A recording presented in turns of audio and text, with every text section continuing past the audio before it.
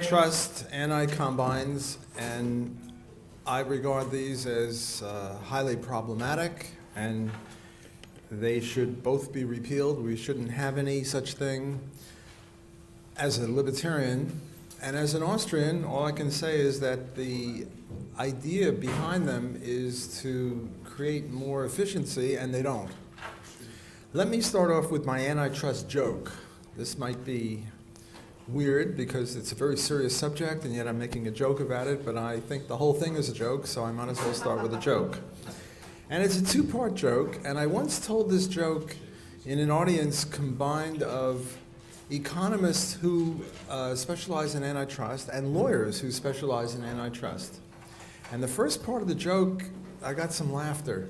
The second part of the joke, dead silence. They didn't like that at all because their bread is buttered on the side of antitrust. Before I get to my joke, I had a roommate, Ben Klein, who was a pretty famous economist, and he specialized in money, monetary theory. And then he told me there's no money in money, which means you can't make much money as a monetary economist. Where is the money? In antitrust. For economists, if you want to make a lot of money, learn about antitrust, because then you can be an expert witness either on the side of the offense or the defense, either on the side of the plaintiff or the defendant. Either way, you're going to go $1,000 an hour or so for testifying. And there's a lot of money in antitrust, even though paradoxically, there's not much money in money. Okay, now for the joke. The first part of the joke is there were 3 Soviet prisoners. And as prisoners in the Gulag do, they compared notes. You know, why are you in jail? Why are you in the Gulag? Why are you here? And the first guy said, I got to work early, and they accused me of brown-nosing. Second guy said, I got to work late, and they accused me of cheating the state out of my labor services. The third guy said, I got to work exactly on time every day, and they accused me of owning a Western wristwatch. And this one got a good laugh. And then I said there were 3 guys in jail in the US, or Canada it could be, with anti-combines legislation, for violating that law. And the first guy said, I was put in jail because I charged higher prices than everyone else, and they accused me of profiteering and exploitation. And the second guy said, I charge lower prices than everyone else, and they charged me to predatory price cutting. And the third guy said, I charge the same prices as everyone else. It's hard to see how he did given these other guys, but it's just the jokes. You have to work with me. And he said they accused me of cartelization. This one was dead silence because they didn't like that. Because their bread is buttered on the side of antitrust, and what I'm really saying is that the whole thing is a crock. I mean, if you can go to jail for higher, lower, or the same prices, you can go to jail for anything. I mean, that's not like a legitimate law from a libertarian point of view. A legitimate law is if you do the bad thing, you're guilty, and if you don't do the bad thing, you're innocent. Here, no matter what you do, you're guilty. I mean, rape is a legitimate law. If you rape someone, you go to jail, and if you don't rape someone, you're innocent. Murder is a legitimate law. If you murder someone, you're a bad guy, and if you don't murder someone, you're okay. But here, no matter what you do, you can be found guilty. So what kind of a law is that? That's a crazy law. Now, there are 3 levels that I could call it of antitrust. One is the reality. The reality is that antitrust is used as a stick with which to beat up your political enemy. Murray Rothbard does a lot of history on this, and he says when Rockefeller was in, the antitrust was used to attack Morgan companies because Morgan and Rockefeller were enemies. And when the Morgan president was in, they used it to attack Rockefeller companies. So the thing is just a hidden agenda to attack people who are totally innocent of anything, any violation of the non-aggression axiom, certainly. Take the Microsoft case. Here was this rotten kid, Bill Gates, who's sitting way out the hell in Seattle somewhere. And he's not paying off the boys in Washington. By the way, do you know where the richest 9 out of 10 counties are in the U.S.? All around Washington, D.C., Virginia, Maryland, wherever. Because that's where all the money in the country goes, and then less of it goes trickling back out to the people. And the boys in Washington want you to pay them. And here was Bill Gates. A lot of nerve. He was making good money, and he wasn't paying off either one. You're supposed to pay off both. Trump pays off both. I mean, if you want to do business in the U.S., you have to pay off both Democrat and Republican. Hillary gets a lot of money. The Bushes get a lot of money. Why? Because they don't want to be attacked, among other things, by antitrust people gone amok. So the reality is that it's sort of extortion. Pay us and we won't put you in jail, or pay us and we won't give you a fine. Give us some money when we're running for president and we'll be nice to you. That's the reality of it. So that's the first level. What's the second level? The second level is apologetics on the part of the economics profession. They know where their bread is buttered on, if I can use that expression again. They know that they've got to come up with some sort of justification for this. And they do. And the courses in antitrust or anti-combines, monopoly, justifying this nonsense. And they've come up with all sorts of statistics and all sorts of diagrams, some of which I'll get into. Let me ask, I don't have a microphone. I usually walk around and prance around and talk. I'm sort of stuck here. I wanted to draw a diagram and ask how many have seen it, so I'll know what level to pitch this talk at.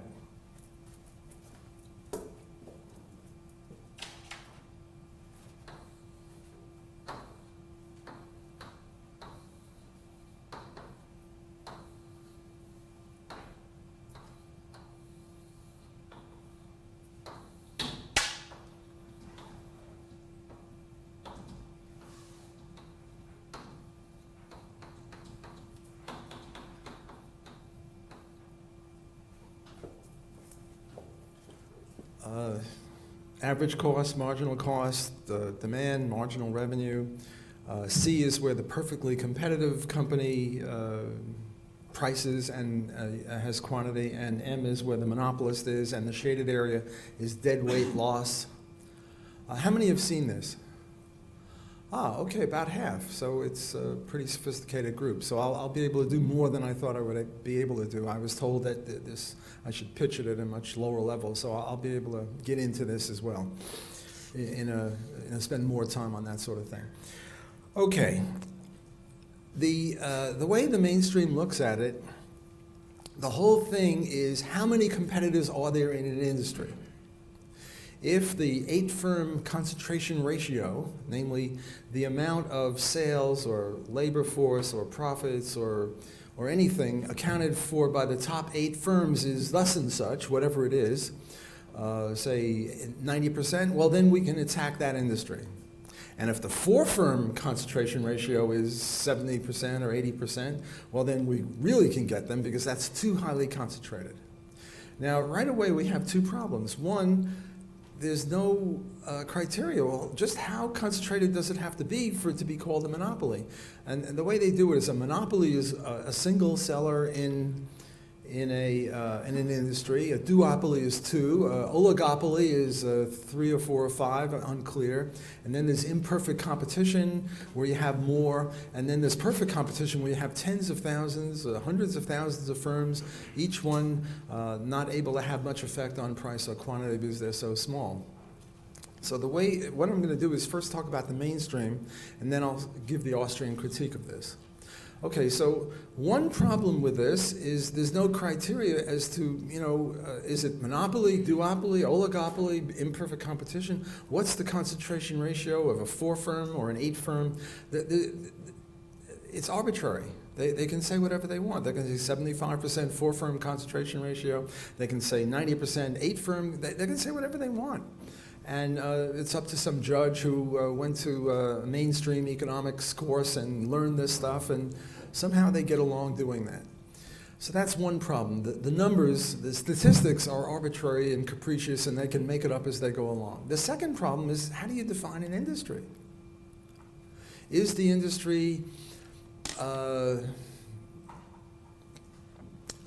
breakfast foods that are cold breakfast foods like, I don't know, Wheaties or something? Or is the industry include hot cereal? Does it include eggs and bacon? And the wider you define the more people there are, and the lower the concentration ratio. So if I'm on the plaintiff side, what I'm going to try to do is define the industry, and then the concentration ratios are high. And the other side is going to say, oh, no, the right way to define the industry is more widespread, not just breakfast food, why not all food?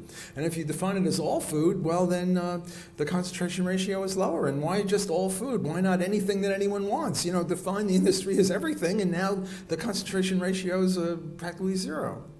Namely, there's no objective criteria to define what an industry is. And you can't define it as what's in competition. Okay, McDonald's is in competition with Burger King and in competition with Wendy's, and you have fast food. But we were at the, what was it, Fox and Hounds or something? What was that? Fox and Fiddle. Why doesn't that count as a competitor with McDonald's? Well, it seems that it could, or maybe it couldn't. And then if you have an extra $100,000, you could buy a Mercedes, or you could buy a sailboat, or you could buy maybe a very nice piano. Well, those things aren't usually seen in the same industry, and yet they're competing for your dollar, right? So, I mean, if we define sailboats and Mercedes or cars and pianos all in the same industry, well, then we'll never have any antitrust. So they're not going to define it that way, even though those industries or those places are competing for your extra $100,000. So again, it's sort of weird. Okay, so what they do is they come up with this thing called the Herfindahl Index.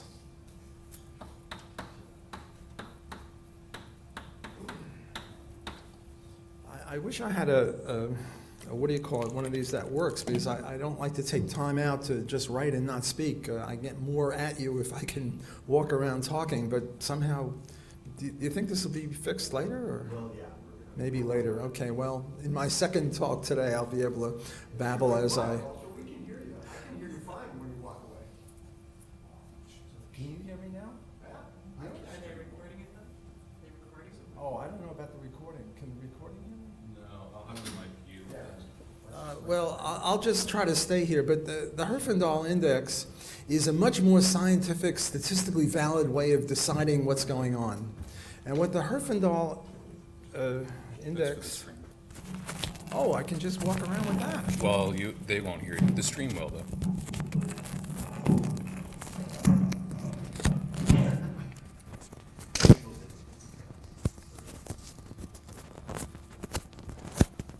Fortunately, it's taped today, though. Oh, that's okay. So do I have to put this in my pocket? Yeah. Okay. So now you can hear me if I stay here, but now the tape can hear me, but you can't? No, we can't hear you. We just have to speak loudly. I can't speak loud. I get hoarse. I have a very weak voice. Everybody just go like this. We're fine. Or move closer or something. I don't know. The way they do how many know what the Herfindahl Index is? Very few, so I can review that without boring you too much. Let's suppose what the Herfindahl Index is you take the proportion or the percentage of the industry that each firm has, and you square it and add it all up together. So if it's a monopoly or a single seller, and when I get to the Austrian, I'll use the word single seller, not monopoly, you have 100% of the industry if you're a monopoly. And if you square that, you get 10,000. So 10,000 is the highest concentration you can possibly have. If it's a duopoly, each one has 50%. You take 50 squared, which is 2,500, and 50 squared, which is 2,500, and now you get 5,000. The Herfindahl Index would be 5,000 if there was a duopoly. Let's take two kinds of firms that have a 4-firm concentration ratio of 100%.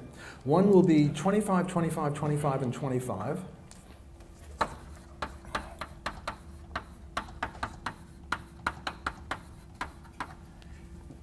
And if you square that, you get 625. 25 times 25 is 625.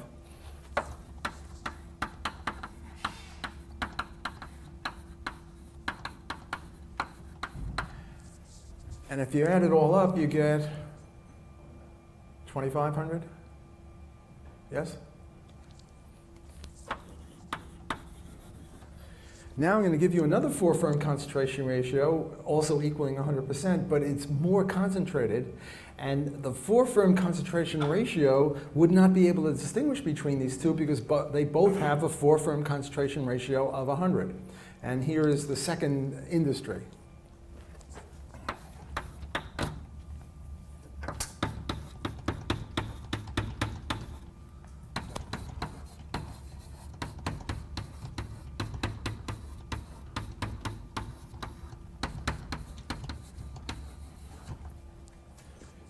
You see that? 70 squared is 4,900, 10 is 100, so you get up to 5,200. Namely, the Herfindahl index is much better than the four-firm concentration ratio because I give you two industries with the same four-firm concentration ratio of 100, and yet you could see that one is more concentrated, the 70, 10, 10, 10 is more concentrated in some sense. Well, the Herfindahl index is more sophisticated, more able to get at this greater concentration ratio. So Herfindahl is a great guy. Everyone loves Herfindahl. Again, the whole thing is a crock. It's just economists trying to support this crazy law. And they come up with all sorts of sophisticated diagrams over there and indices and statistics, but it doesn't really mean much from the Austrian point of view. Okay, let me talk a little bit about the Austrian view. The Austrian view is critical of all this. And even some Austrians like Mises and Kirzner are a little weak on this. And one of the things that Murray Rothbard did in his Man, Economy, and State, I forget which chapter 10 on antitrust, is he criticized Mises. Because even Mises swallowed a little bit of this, not much of it, a little bit. One of my own first Referee Journal articles was attacking Mises and Kirzner and supporting Rothbard on this. And from the Austrian point of view, this is just all wrong, all silly. The key is not how many competitors there are, but whether there's free entry or not. What does free entry mean? It doesn't mean costless entry, it just means legal entry. Are you able to get into the industry without getting any government permission or not? And the way the Austrians see the whole thing, it's not whether it's a number of companies, it's whether there's government intervention, whether there's government privilege. And for the Austrians, we use the word single seller to indicate one firm in the industry, for example, and again, industry is a vague word, but at the time when IBM started, they were the only ones who were doing computers for a while. IBM in New York State somewhere, they were the only ones, and the mainstream would call them a monopolist, and the Austrians would say they were a single seller of this service. For the Austrians, what the word monopoly means is a government grant of privilege. For example, in the good old days, if you were the Duke of London and you fought the good battle against the French, they would give you the monopoly of, I don't know, candles. And the Duke of Glasgow would get the monopoly of socks, or I don't know, whatever it is. And what a monopoly means is not that somebody else can't produce it, but if somebody else wants to produce candles, they have to go to the Duke of London and say, hey, Dukey boy, we'd like to produce candles. May we please do so? And the Duke will say, oh, sure, but you have to pay us, 20% of your profits, or whatever it is. Namely, you can't produce it without the permission of the monopoly holder.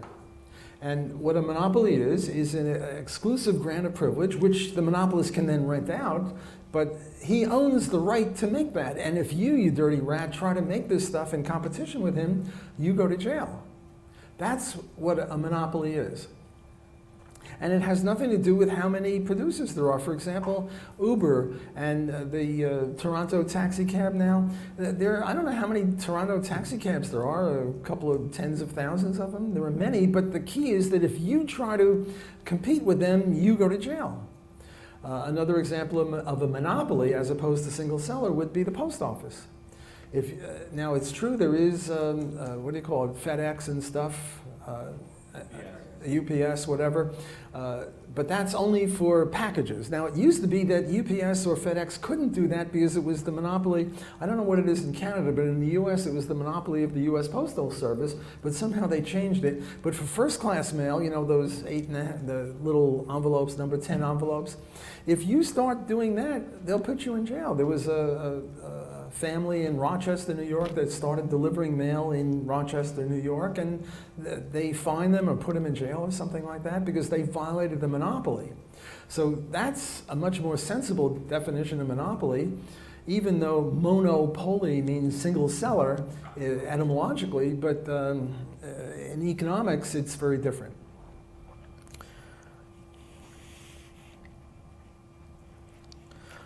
Let's talk a little bit about cartels. You know, there's that aphorism, I'm firm, you're stubborn, he's a pig-headed fool. I'm firm means, you know, I have principles. You're stubborn, you know, you're unmoving, and he's a pig-headed fool, he's crazy. But cognitively, these are very similar. Well, I mean, in reality, the people could be saying the same thing. It's just sort of name calling. I mean, I'm firm, you're stubborn. You know, what's the difference? Well, it's the same thing with cartels. Some people call it a conspiracy, and some people call it an agreement. And it's against the law to conspire to fix prices or to divide up the country and say, well, you know, you can have this territory and we'll have that territory. One of my favorite reductios ad absurdum of the restraint of trade, which is another thing that the law refuses to acknowledge, is monogamous marriage. If they use the same logic as they do for antitrust as for monogamous marriage, they would have to ban monogamous marriage because there's a restraint of trade in monogamous marriage. So let's say I approach a married woman and I say, hey, lady, let's go to bed. She says, sorry, I'm married, I can't. I say, aha, restraint of trade. And, you know, I think it's a great reductio ad absurdum. A lot of people don't get it. I have to try and explain this, but what they're saying is that the monopolist is restraining trade. He's not trading with everybody, but you know, right now I'm not trading this shirt for anybody, and you know, I'm restraining trade. We're all restraining trade whenever we refuse to trade or don't want to trade. We're all wearing shirts and socks and maybe wristwatches, and we're not trading them now, so we're all guilty of this. Ayn Rand was very good on this. She would say, you know, they make so many laws that everybody has to be guilty of something or other, and then they can come get you. But this is the reality that we have.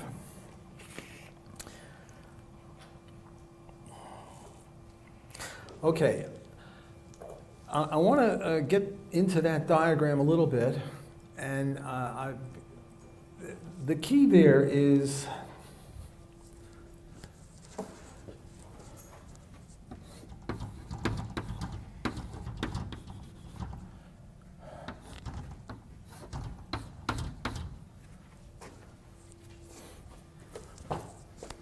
I've just drawn two more things. One is the triangle. The triangle that's striped, that's called deadweight loss, and the other is the box or the square or the rectangle that I also did stripes on. That's profit. And QC is the quantity of the competitive industry. QM is the quantity of the monopolist industry. And now I'm going to just spend a few minutes talking about this. What they say is that the marginal cost is the supply curve, and the demand curve is, you can see the demand curve, and where the two cross, that's the competitive industry. And what they say is the competitive industry will produce at QC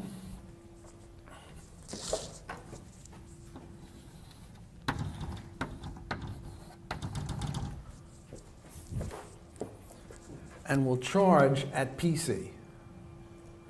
So they'll produce more and they'll have a lower price than QM, which is the monopolist, which the monopolist will use the marginal revenue curve and the marginal cost curve, and where they cross above QM, so they will produce at QM and they'll charge at PM. So the indictment of the monopolist is fourfold.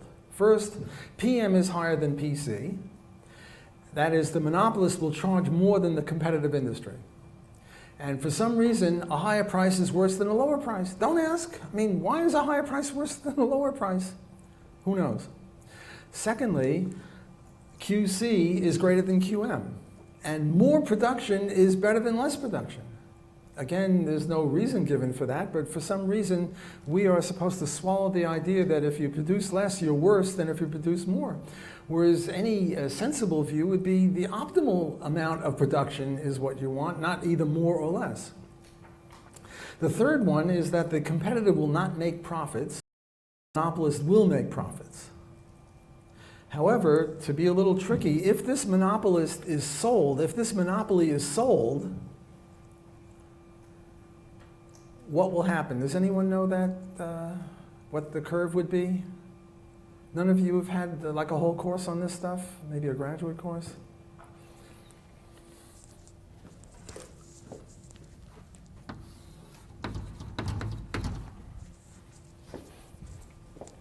If the monopolist is sold, there will be no profits, at least in this equilibrium kind of a situation that the mainstream likes.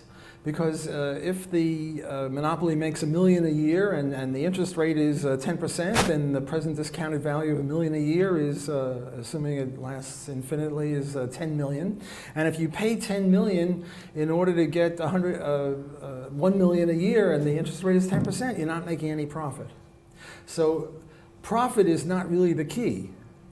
The key that economists hate is the deadweight loss. The deadweight loss is evil because if you look at the area under the demand curve from M to C, what they're saying is that we, the people, value this product at the area under the demand curve, whereas the cost is only the area under the marginal cost curve, and the difference between the demand curve and the marginal cost curve between QM and QC is that deadweight loss triangle. And this really gets them going. This is rabid. A much simpler way of doing this is what they call the oasis or the water situation.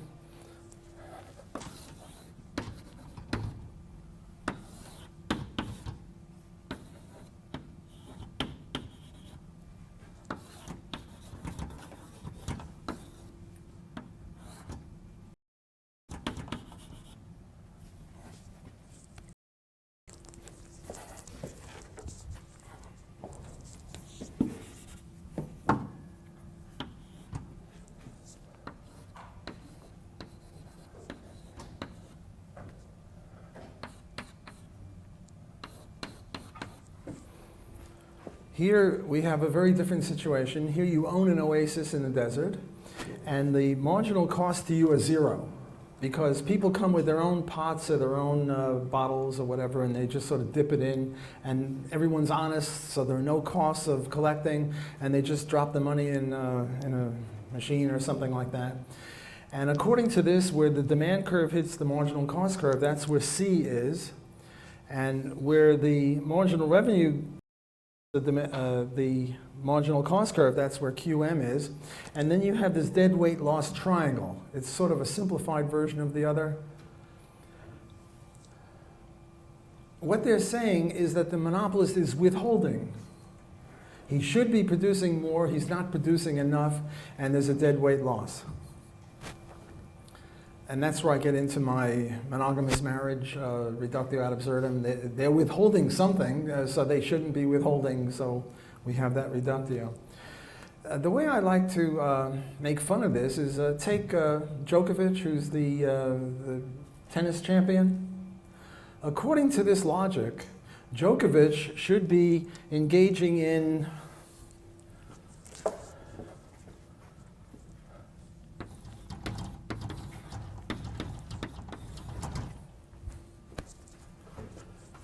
I'm just putting numbers there. He should be engaging in 25 tournaments a year, but the dirty rat is only engaging in 15 tournaments a year. Why? In order to jack up the price and make extra revenue. And we value those extra 10 games or 10 tournaments that he would enter more than it costs him. That's what they're saying.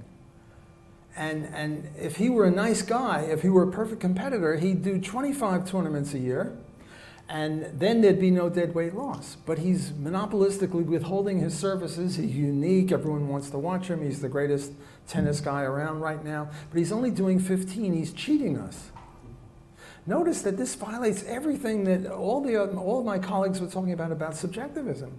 How the hell do we know any of this stuff?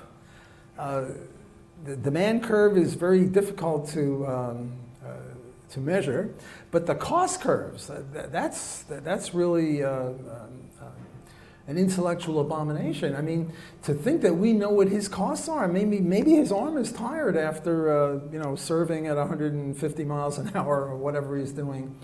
In other words, there's no basis on which to make the claim that he is withholding services.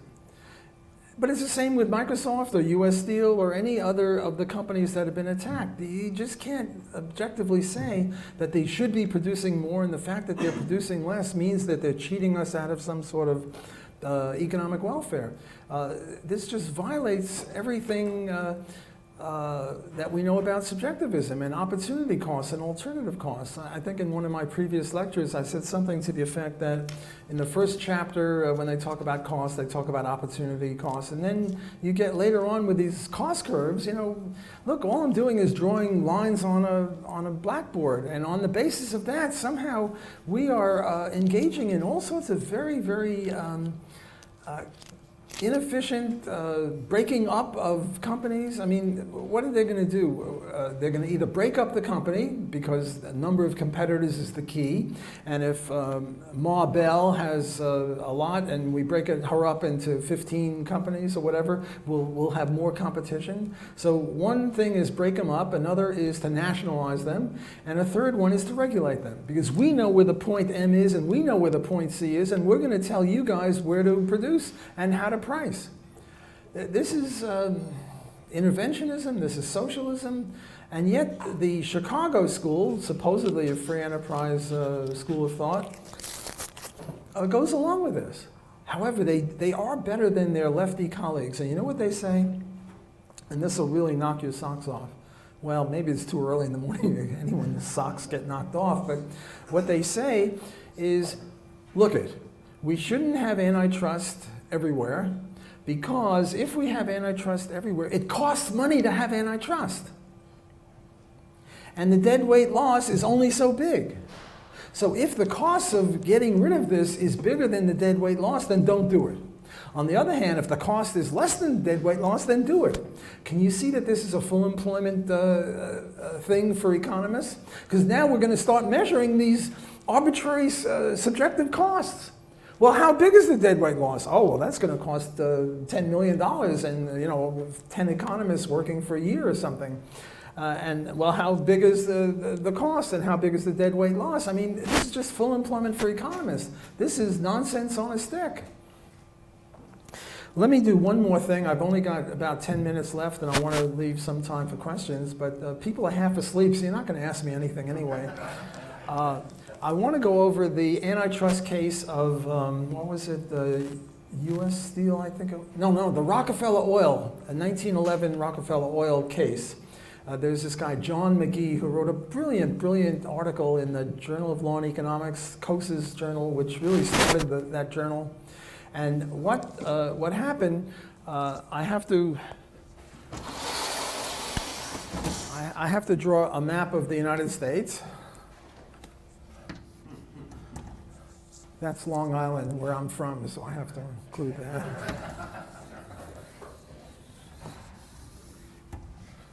Okay, so here we have the United States. There's Florida, there's Texas. And what happened is you have the X industry all over the place, oil refineries, and you have Standard Oil, and I'll give an S for that.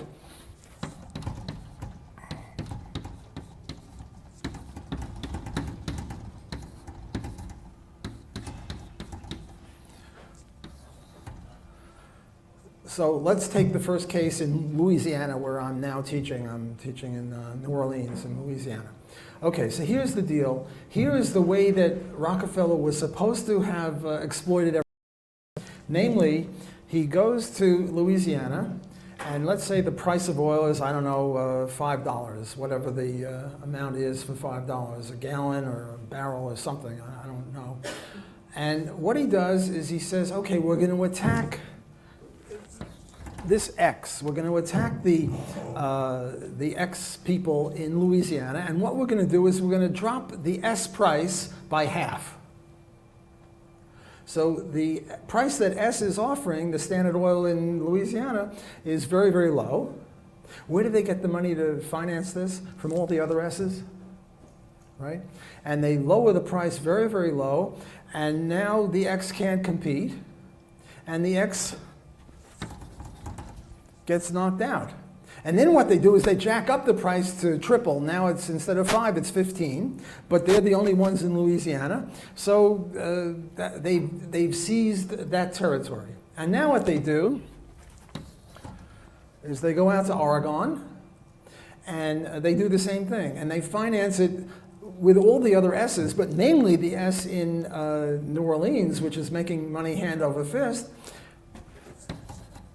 and they knock out that X. I'm not going to go through this iteration anymore, but you get the idea. They go all around the country, and they get rid of their competitors by lowering the price way below cost, taking a loss, but financing the loss with all the other guys, and especially with the new guys who beat out the X's because they're just exploiting till the cows come home. And this is the view that most people believe about Standard Oil and the Rockefeller. Rockefeller was evil, and that's what he did, and he's a monopolist, and we got to stop him. And according to John McGee, this is a fairy tale. This is illogical, and it didn't happen that way. The reason Rockefeller was able to get a monopoly, which we would call a single seller status, namely the reason he was so efficient, is because he had a better way of refining oil. So he had an advantage over the X's. The logic of this is clear. Look, if I were the X in New Orleans and Rockefeller was charging $2 for something that costs $3 and the usual price is $5, what would I do? I would just stop. I would stop producing. I would buy oil from Rockefeller and store it somewhere, and I'd put up a big sign, hey, guess what Rockefeller is doing? Wait till he gets rid of me, and then he'll just jack up the price. In the meantime, everyone go to him, and let's cost him a ton of money. And then when he stops this foolishness, we'll get back to the ordinary situation. And it also implies that everyone else is stupid, that the other X's can't cooperate, that the big users of oil and gas, like the, I don't know, taxi cab industry or the bus service, can't see through this. So John McGee goes through all the illogic of this, and then he goes through the reality. And the reality is that Rockefeller was exploited because people would set up refineries just to be bought out by Rockefeller. So there was a little bit of exploitation. Rockefeller was very efficient, and sometimes he made bad deals. So if you want to get the criticism of this story, go to that article, a very, very good article in the Journal of Law and Economics. Okay, I think I'll stop here, and I still have 6 or 7 minutes, so we can have some questions. Yes, sir? I just don't know, what if you have heard of the double standard game? It's a monopoly game. It's probably only a local thing that can help, but it's basically the way it works is it's a kind of a libertarian party game. You have a few pops with your friends, and you talk about the monopoly rights the government has versus the non-monopoly rights that private citizens have. And I'll give you some examples. So, in government, for example, the government's standard operating model is a monopoly operating model because they don't like competition. They always set up monopolies to deliver their services. But if you try to do that in the private sector, you have a monopoly. You end up being a cellmate with Bubba, or maybe with Bernie Madoff or something. Another example would be that the government can create money from thin air, but if I went to my basement and cranked up my printing press and came up with, I would be Bubba's cellmate again as for creating counterfeit money. Good old Bubba. Good old Bubba. He's a good friend of mine, actually. I've had spending time with him. So. Now there's police. The police can wander around with guns and use force, but if we try to do that, of course we. Well, let me stop you because I want to get other people who have questions. You can keep going on this. I don't know about that game, but I do know about the game Monopoly. Yeah. And the difference between the game Monopoly and reality, you know, a professor, if he doesn't understand what the question is or doesn't know it, he just changes the question and answers what he knows, and I'm trying to do that. You see, the problem is, right now, if you land on a boardwalk with a hotel and you pay $2,000, you lose and the other guy gains. Whereas in reality, whenever you go to a hotel and you pay $200 a night, we know that you valued it at more than $200 and that the hotel valued it less than $200. There's mutual gain. So the difference between reality, economic reality, and the game monopoly is the game monopoly, there are winners and losers, and in free enterprise, there are only winners, at least in the ex ante sense. Yes, sir? I was going to point out, talking about the HHI earlier, that the Cisco US Foods proposed merger that's been going on for about the past year. Cisco and claim that their HHI was more like in the 20s, and the federal government. HHI? Hirschman Index. Ah, Hirschman. Yeah, he's in there. You're fancy. Okay. Well, I've been doing this for a while. Okay. So anyway, the government, the anti-trade, the FTC claimed that it was more like 70%. And again, the U.S. Foods, they made their claim about what was the relevant market. The government had their view of what the relevant market was, and Right. the judge listened to it. Well, this guy is a professor of economics in Houston, Yes. and probably everything I've said he knows triply, but the benefit of him attending and the benefit of us faculty attending each other's sessions is that maybe he'll get a joke that he didn't have before or a different way of putting it. So I think it's a benefit that we all, the professors, get from each other's lectures, even though we don't really learn much, although sometimes we learn stuff. Like I learned from Glenn Fox that stuff about labor theory of value. I never realized that it couldn't explain raw materials like trees or land, and it couldn't explain price changes. It was a learning experience for me, so it was very valuable for me to attend that and the other lectures. Yes, sir. So there's a lot of people who talk about certain industries being a natural monopoly, like water or electricity or what have you. Where does that idea come from? Where did they come up with that? Well, another example of a natural monopoly is roads, highways. These are seen as a natural monopoly. One of my books, 2 or 3 years, 4 years ago, I forget when I published it, was privatizing roads. The main impetus for that was in the U.S., some 35,000 people a year die on the roads, and it's not due to speed or vehicle malfunction or drunken driving. It's due to the fact that the manager of the road don't stop that. My next book in that series is privatizing roads, privatizing oceans, rivers, and lakes, which book will be coming out by the end of the year. And my third book in that series will be privatizing space, the moon, the Mars, the space, whatever. So I don't believe in natural monopoly of any sort. I think that's just silly. The only natural monopoly is when government gives you a grant of executive privilege. The guy behind you, yes? Okay, so so-called perfect competition as the standard by which everything should be judged. If it's not maybe out of line, can you briefly critique it as to why it's inappropriate or unrealistic? Well, perfect competition is highly problematic.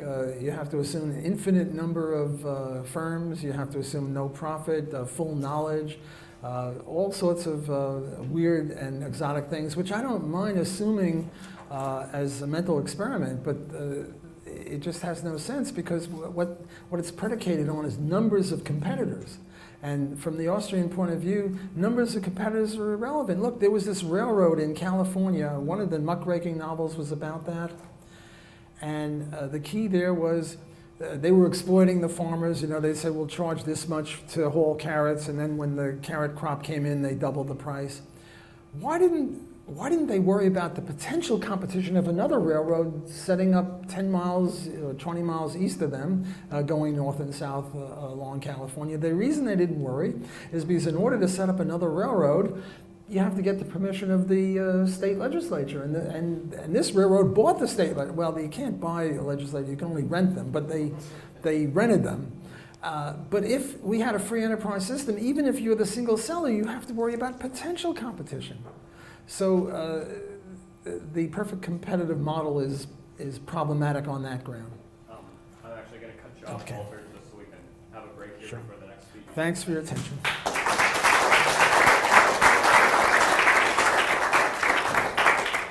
And we'll take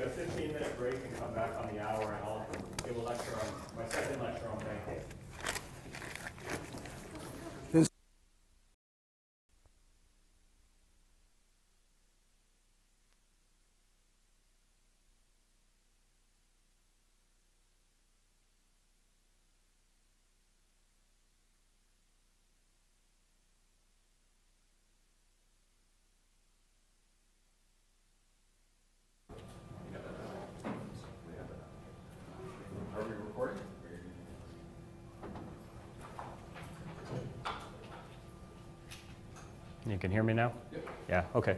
Yeah, we'll get this one started, I guess. So, yesterday I gave a lecture on what I called Banking 1. And the point of it was more to give you an overview of the way that the banking system actually works today in the modern world. And now I want to give you an alternative and show how full reserve banking could work, or just give you maybe show you a better look at the evolution and historically how banks worked and what the advantages were compared to what we have today.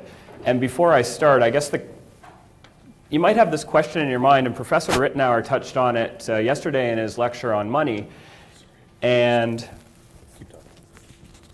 the question is, why in economics are there always specific classes for money?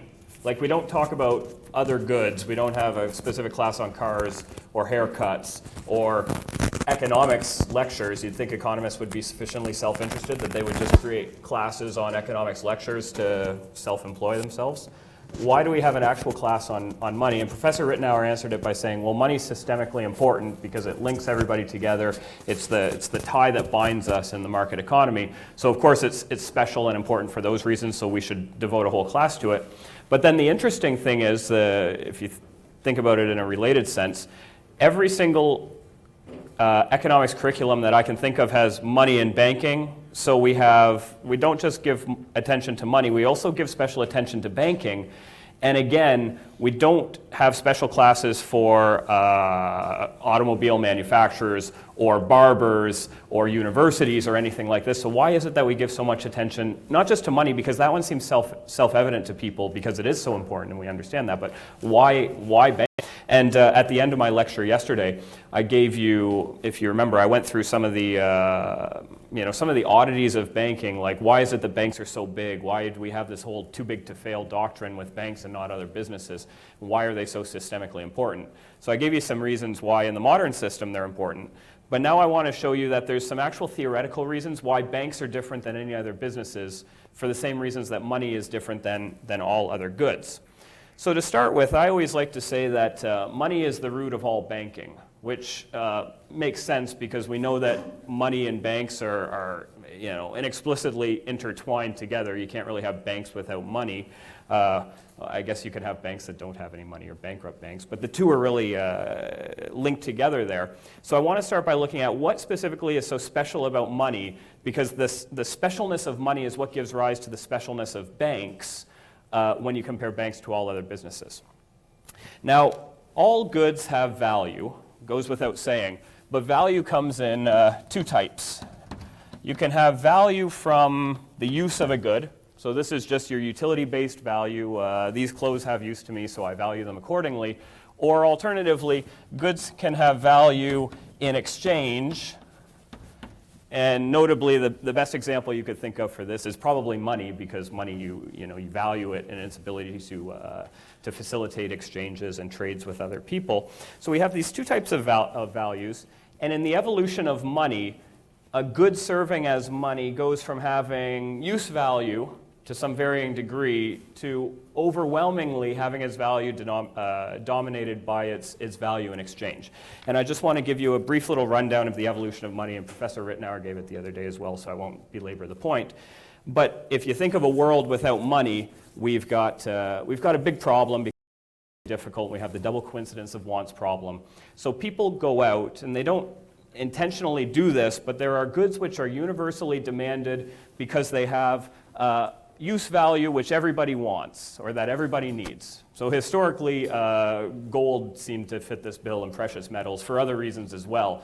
But we have a good with a use value, and people exchange it with one another as an intermediary in trade, and it's originally valued according to that use value that it has. So gold is useful, and gold has value for jewelry and rings and I don't know what else they use, fillings, I guess, and things of that nature. And electronics, and well, let's use a primitive society, so I guess that's probably it, fillings and jewelry. And yeah, there's probably all sorts of uses that gold has that I don't know. And for me, it's only useful for a ring. And I don't know, do they use it for fillings? Or is this poisonous? You can get gold filled. Oh yeah, what do they call it? Grills. Yeah. I don't know if that's dental or if that's jewelry. So So we have a good here with use value. And then the more that people start using it to facilitate trade, the more that people use this good as their medium of exchange, the value that it takes on is not because it's useful in and of itself, because nobody ever uses the good. The value that it takes on is exchange value. People are valuing it not because they ever want to use that good, but they accept it because they know that it's going to be easy to give it to somebody else in exchange. So money, as we go through its evolutionary progression, goes from being a good with a lot of use value or some use value to having value which is predominantly defined as exchange value. And when you get to the modern system, fiat money or paper money basically perfects this, for lack of a better word, because paper money doesn't really have any use value whatsoever. I mean, or coins have almost next to no use value. I think Canadian coins are like 100% steel that's polished to look really nice. And there's really no use value in this. The only value that they have is for exchange. Now, when I'm talking about money here, it's important to make a distinction. I'm only talking about money qua money. I'm not talking about, there's some people who value money for numismatic? How do you pronounce the word? M first, numismatic. No, I probably said it wrong again, but some people like having money. Like Professor Ritenour talked about how on his home he's got money which is posted on the walls. Because he has so much money, he can afford to just plaster the walls with it, I guess. And that's a use for value. It has use value to him, but that's not money as money, right? I mean, we're really talking about money as a medium of exchange, something that we use. And the fact that money, and especially paper and fiat monies, have a value which is exclusively defined by their exchange value gives rise to their very special nature relative to all other goods. Because all other goods have a subjective value which is defined by the use that they give to the individual. This was the whole point of Professor Fox's lecture 2 days ago on price determination. But money we can almost say has an objective value, or I would say has an objective value, because it only has one use, and that is to exchange to other people. We don't have to worry in our mind about what does this suit mean to me and how useful is it to me, and it's going to be different than it is to all of you, so we're going to have different values assigned to it accordingly. Money, especially fiat and paper money, only has value according to the fact that we can exchange it to each other and get rid of it. So it has this one unique exchange value, which is, we can objectively say that. We don't have to worry about the individual subjective demands of interpreting what that money is, unlike the way that we do with all other goods. So then the question arises, why do we have banks, or how does this really tie into banks? And I'll start by just stating the conclusion, and then we'll kind of go through to show why it's true. Banks exist, or what makes banks special is that they are the only business which can offer a perfect substitute for a good. And the perfect substitute in particular is a perfect money substitute. No other good is it able, or are we able to offer a perfect substitute for? Cars have very good substitutes, right? If you wanted to buy I don't know, what's the sexy car right now? I don't know. Tesla. Okay, you want to buy a Tesla? Oh my goodness, who's the bleeding heart? If you want to buy a Tesla right now, there's cars which are good substitutes for it. So there's other electric cars available, or you can get some hybrid cars. They're generally good substitutes for them. Or you could just have a regular gas car. Okay, that is a substitute. Or you can get a motorcycle or a bicycle, and you have all these goods which are substitutes for the Tesla. But there's nothing which is a perfect substitute for it. And the reason why you can't have a perfect substitute for goods in general is because their value is defined by their usefulness to the individual, and the usefulness is dependent on the individual.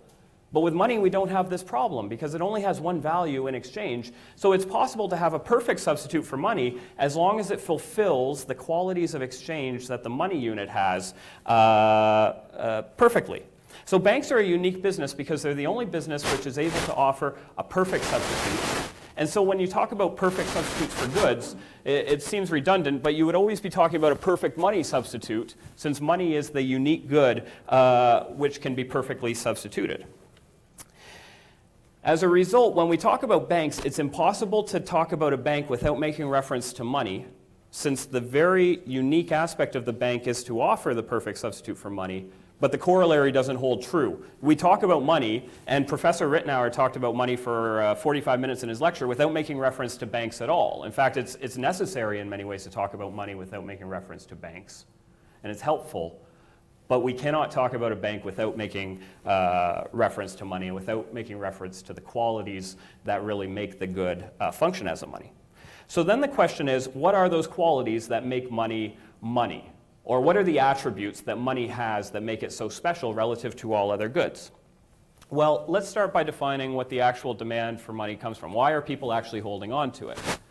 So the demand for money, to sum it up in a word, is a demand to hedge or to alleviate uncertainty that you have about the future. A demand for money is the same thing as saying a demand to alleviate felt perceived uncertainty. And the uncertainty that we talk about when we're discussing the demand for money is very specific. It's not a general uncertainty. It involves two specific things. We are uncertain about what's going to happen in the future. In particular, we're uncertain about expenditures that we'll have to make in the future. And the uncertainty about those expenditures is twofold. On the one hand, we're uncertain about what they're actually the magnitude of them, like how expensive is it going to be, something that happens in the future. Could be very expensive, could be not so expensive. And when in the future is that event actually going to happen? Is it going to happen, do you think it's happening near in the future or far in the future, or what's the actual time period? We don't know either of these, right? Something's going to happen to you, but you don't know the magnitude of it, and you don't know the timing of it. And because of this, we hold some of our assets in the form, or some of our wealth rather, in the form of money, so that when an emergency arises, we have a very liquid asset that we can use to cover those emergency expenditures at a moment's notice. If you were fully certain about the future, and Mises in Human Action, he uses he uses a construct, an equilibrium construct, to prove why the demand for money comes from a feeling of uncertainty. He calls it the evenly rotating economy. So let's say that you got an economy and it's humming along and you know everything that's going to happen in the future. Would you need to hold on to any money today? And the answer Mises gives is no. It would be senseless to hold on to money if you knew everything that was going to happen in the future. If you knew all your future expenditures, you would either earn income to pay for them when the expense arises, or you would buy a credit product, so buy a stock or buy a bond that matures at that moment in time when the expense arises, and then you'd be earning interest or you'd be earning a dividend yield, so you wouldn't be foregoing revenue by doing this, and you'd be paying for your expense when it arises. Or you would settle it early on the future forwards market at a discount. Remember, this comes from my discussion on time preference and interest rate determination 2 days ago. If you knew when something was going to happen in the future, just pay for it today, and you're going to pay a discounted value for it, so you can save yourself money by doing this. But if you don't know what those future expenses are, if you don't know the magnitude or when they're going to happen, these options aren't available to you. The only way you can cover them or hedge yourself against them is to hold on to the most liquid asset, money, so that you have something to pay for them once the expenses actually arise. And money, you know, this is I think the easiest way to really think about it is to put it in to consider money within a schema of all financial assets. And all financial assets like stocks and bonds and futures and forwards and derivatives and whatever you want to hold on to financially, you hold on to them and they really have two attributes that define them and distinguish them from one another. Or all financial assets answer two questions, or we can define them by two questions. What do they give you, and when are you going to get it? Like when you buy a stock, what does this stock actually give you in value terms, and when are you going to get that value? Or when you buy a bond, what's it going to give you in value, and when are you actually going to get that value? And the answer to those questions is, well, when are you going to get it? You can either get the value that a financial asset provides a claim to in the present or in the future. You can either get it right now, on a moment's notice, or on demand, or at some point in time in the future. And the what you're going to get, there's two types of value that we can talk about with respect to financial assets. They can either give you a value which is created on the market, so due to the interplay between supply and demand, or they can give you a market which is, they can give you a value rather, which is defined as par. It's a predefined value which doesn't vary as per supply-demand conditions. So let's just make a matrix here to talk about these two attributes. We've got type of value, and we've got par value, and you've got market value, and you've got when, let's say, when is available, and we could say on demand, or in the present, or in the future, or after some time period. And with these two attributes, we get 4 general types of financial assets, which money is going to be a unique one. So just to go through the schema, what's a financial asset that gives you value whenever you want, on demand, but the value that it gives you is defined as whatever the market's ready to give you? Stocks, right? An equity. You can sell a stock and get the value whenever.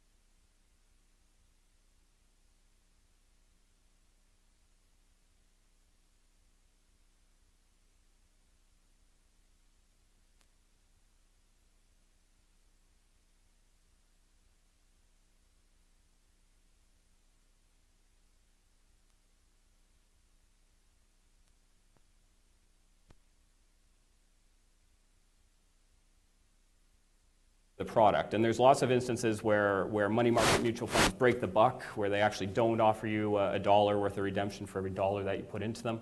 So they act as money substitutes in some sense, and then to varying degrees depending on how well the company offering them actually makes good on their promise. Now, what is the one financial product that gets offered then that satisfies the two qualities of money and thus is a perfect money substitute? Ideas? There's only one, and it's what we call the demand deposit. So you go to your bank, you have money, let's say you have currency. We'll define money as currency for now to just keep things simple. And you don't want to hold on to it, so you decide to deposit it in a bank account. And the bank gives you a contract that says you can access your money on demand, so you can use your ATM card, or you can go to a cash machine, or you can come in, and when you ask for that money, they're going to give it to you. Or you can write a check, and the check is going to give you access to your money instantaneously.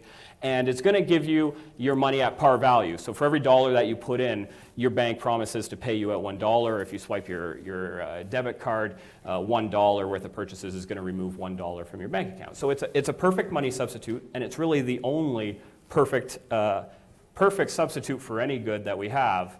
And just so happens that it pertains to value because of its very special properties of money. So we've got the fact that banks exist for a very special purpose because they are the one entity that can offer a perfect money substitute. So now I want to go back. I talked about this a little bit yesterday, although it was very brief at the beginning, and I want to talk about the emergence of banks and just show how banks function and how that can mix with some of the functions that we expect of banks today or that we're accustomed to banks actually offering today. So the very first banks, if you remember yesterday's lecture, I said were goldsmiths. Goldsmiths because, why goldsmiths? You know, people who work physically with gold. Seems a little bit strange. It's not when you consider that money was gold historically. So goldsmiths were dealing with both gold for use value, and it just happened to be circulating for money as well. And people did not feel secure walking around with gold coins in their pocket. Like, I feel pretty safe.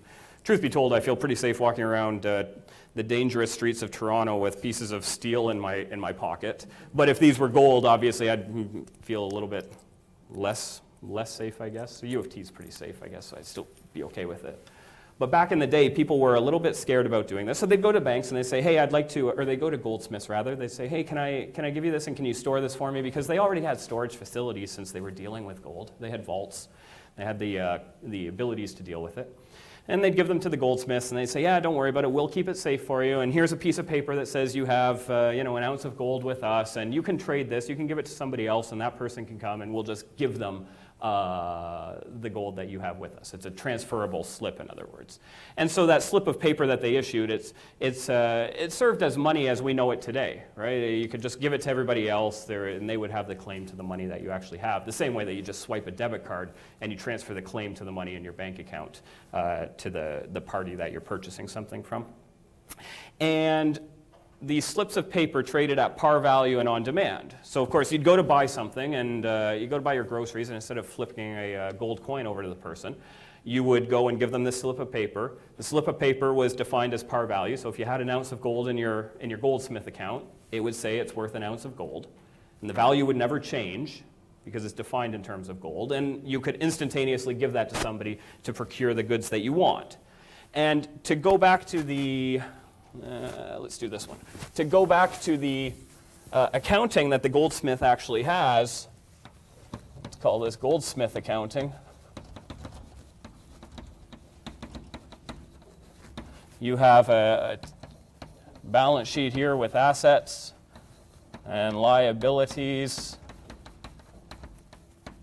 And the liability from the goldsmith's point of view, though it's an asset from your point of view, is the deposit that you've made.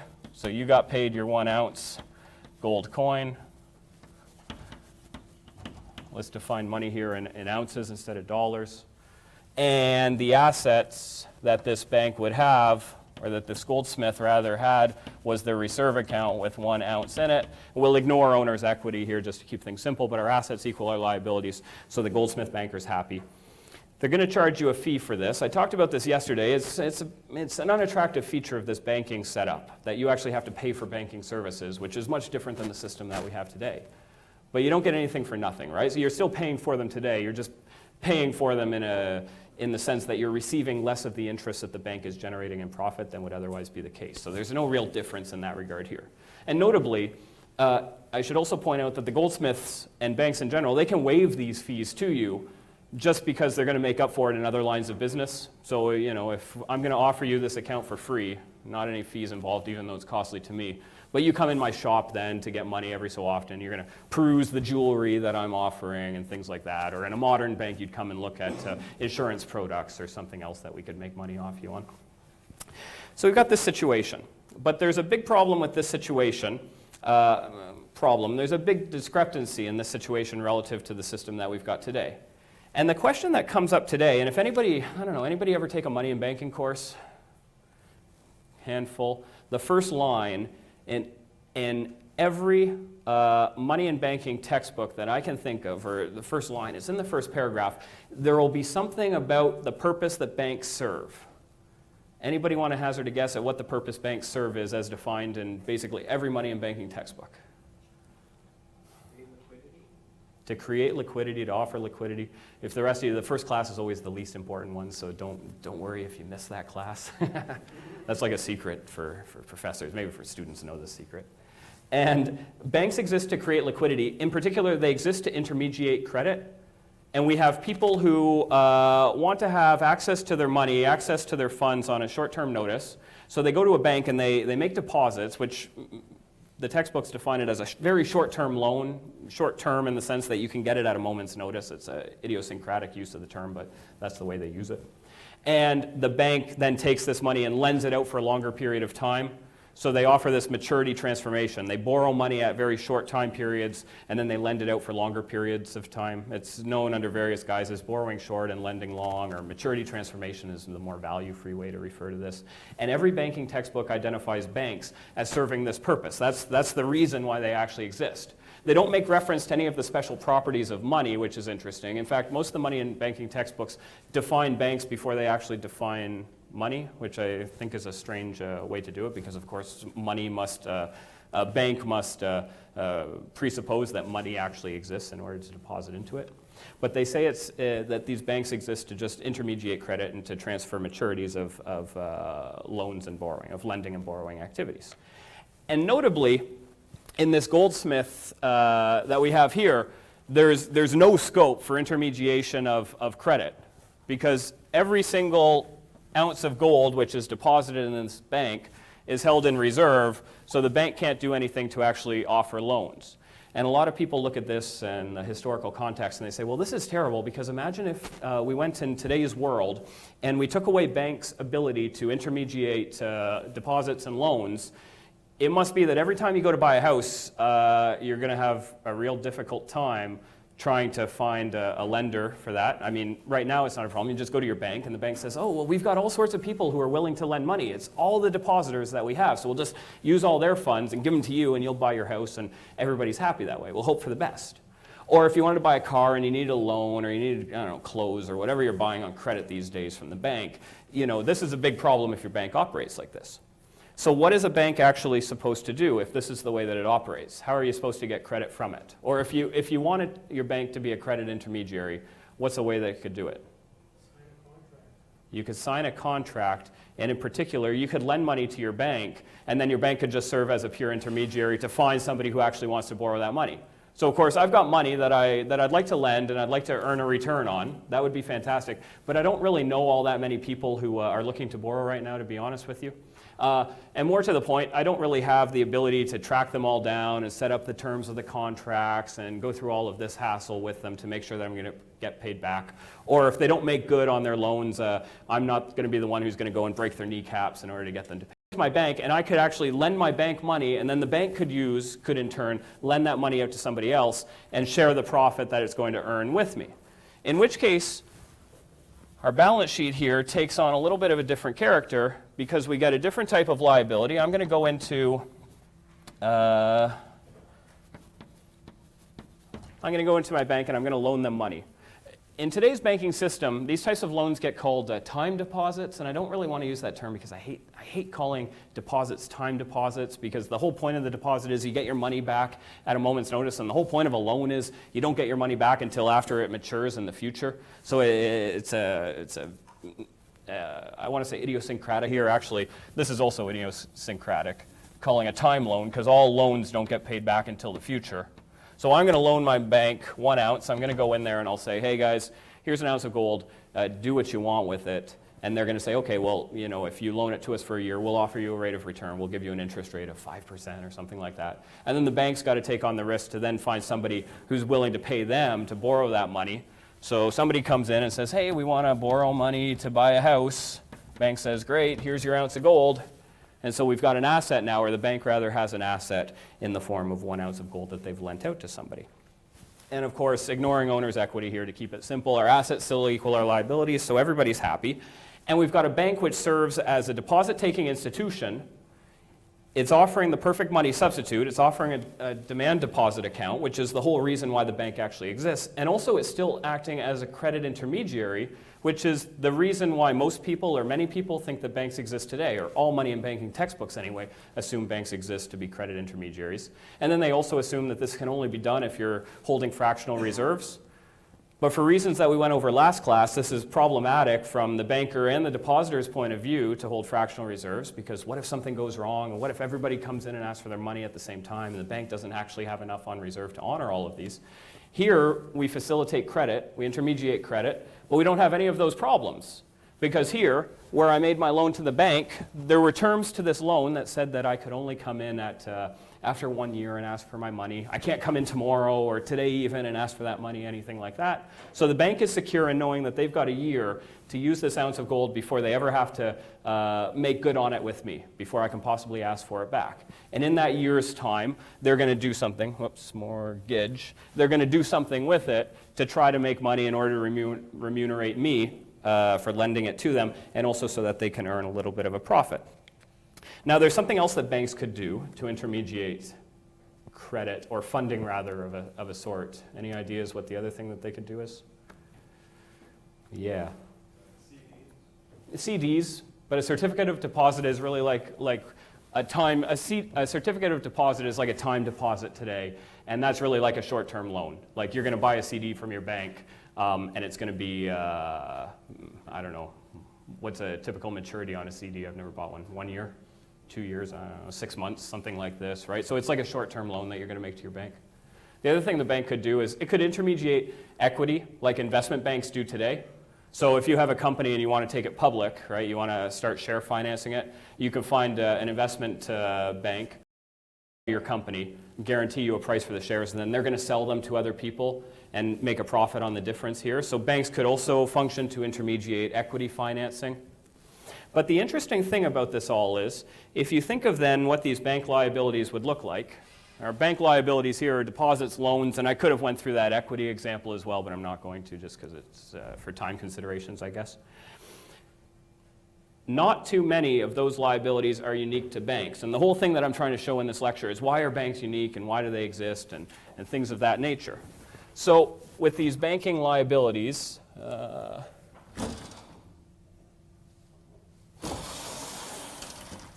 tough decisions in life, should I erase or write? We've got bank liabilities.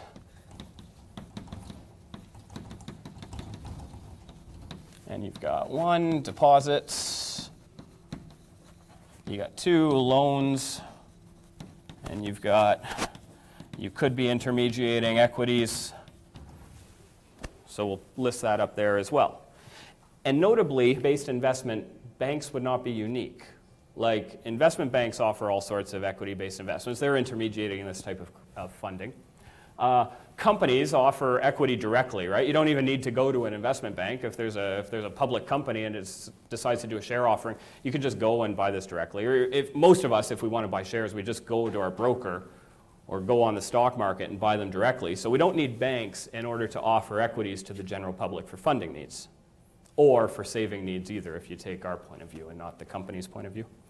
Also, loans are not specific to companies to banks rather, because all sorts of companies, basically all companies, are going to have some kind of debt financing, and it's not necessarily done through banks. So they issue bonds. Investors go out there and buy bonds. So you don't need banks for this. This is not specifically unique to banks. And even deposits, you could say, are not unique to banks, because all sorts of companies offer depository services. And I gave you a couple examples yesterday. Grain silos, grain elevators for farmers offer depository services for the produce which is created, or the grains that are created. Safety deposit boxes, which are offered through banks. But it wasn't safety deposit boxes I was looking for. What's that one, the storage shed things that you go to? What are they called? Storage units, thank you. Yeah, storage units, right? Those are depository services. They keep something safe for you, and then you just go and get whatever you want at a moment's notice. So even banks are not unique in offering depository services, but banks are unique because they offer a deposit for this very unique product, which is a perfect substitute. No other depository can offer such a product. Like in grain elevators. When you deposit grain in one of them, the elevator can't offer you a perfect grain substitute because the value that grain has is by actually using that grain. The value grain has isn't by exchanging it to other people or anything like that. Grain's value is dominated or exists because of the value that it actually has. Not so with money. Money's value, especially today, has no value in use, right? I'm never going to use these coins for anything except exchanging them to other people. So banks are unique because they can offer a deposit service on a product where it's actually possible to have a perfect substitute, money, as the case may be. Let me think. I wanted to keep a couple minutes for questions. Let me end there, and we'll do a couple minutes for questions, and then we'll see how it goes. Yeah. I've always been a bit confused about the assets and liability aspects of deposits. Hmm. For example, if I deposit money into a bank, it's listed as a liability. Mhm. But in fact, if it now becomes the property of the bank, then how can it be a liability rather than an asset? Secondly, as an asset, if I use it as a reserve and I can leverage it 10 times at whatever interest rates I can get, that certainly is a much bigger asset than a liability. So I'm kind of confused why it's labeled that way. Yeah, do you know what? You bring up there's a good point related to this, and that is that the fractional reserve banking system has the ability to create assets out of thin air because does anybody here not consider their deposit account to be an asset on their own personal balance sheet? I mean, that's your money, right? It's an asset to you. And yet that money, the second you deposit it in the bank, in the fractional reserve banking system, it becomes an asset to the bank. It becomes an asset not directly, right? The deposit is not an asset to the bank, but the reserve that it holds against that deposit is an asset to the bank. So now we've got two assets created by the same original deposit. And then if you went through all the iterations that I did yesterday with the fractional reserve banking system, you create a whole bunch more assets based on that original one. So we balloon up the total amount of assets that people think exist in the economy in the fractional reserve banking system, not this one. This is the main advantage of it, is it's honest. We actually know how many assets exist. You only have an asset in the sense that you have your deposit. But in the fractional reserve banking system, we've got all of these assets created out of thin air. And people have this delusion about how much wealth actually exists in the economy as a result. But it's not really a myth because it's actually an asset because the government treats it as an asset by policy. Oh, or guarantees it through deposit insurance. Yeah, as the case may be. Yeah. Yeah.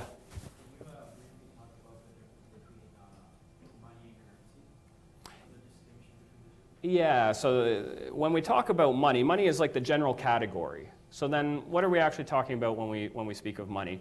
Well, I define money. There's a couple different ways to do it. I like to think about money according to these two attributes. It's an asset. Walter Block's much stronger than me because he just throws these up. I like to think about money in the context of being a unique financial asset which is available at par value and on demand. Or alternatively, people like to think of money as the commonly accepted medium of exchange. It's just something that people will normally accept in the daily course of business. Or another way you could define it is it the final means of settlement? So when you pay for something, the final way that you're going to pay for that good is always with money. To give you a counterexample, we buy all sorts of things on credit. In fact, when I'm here, I'm that guy who buys like everything on credit, like a coffee or, I don't know, candy, things like that. And holds up the line as a result. And credit, although we're paying for a good, it's not the final means of settlement because at the end of the month when I pay off my card, I have to use money to clear my card's balance. So that's the distinction. And so when we talk about money then, that's the general category, and then there's certain things that fall into that broader category. There's several components of it. So we could talk about, let's just say here, money. What types of money actually exist? So we've got notes. Those are like the bills in your pocket. We've got coins. Coins definitely exist as money. We've got demand deposit accounts.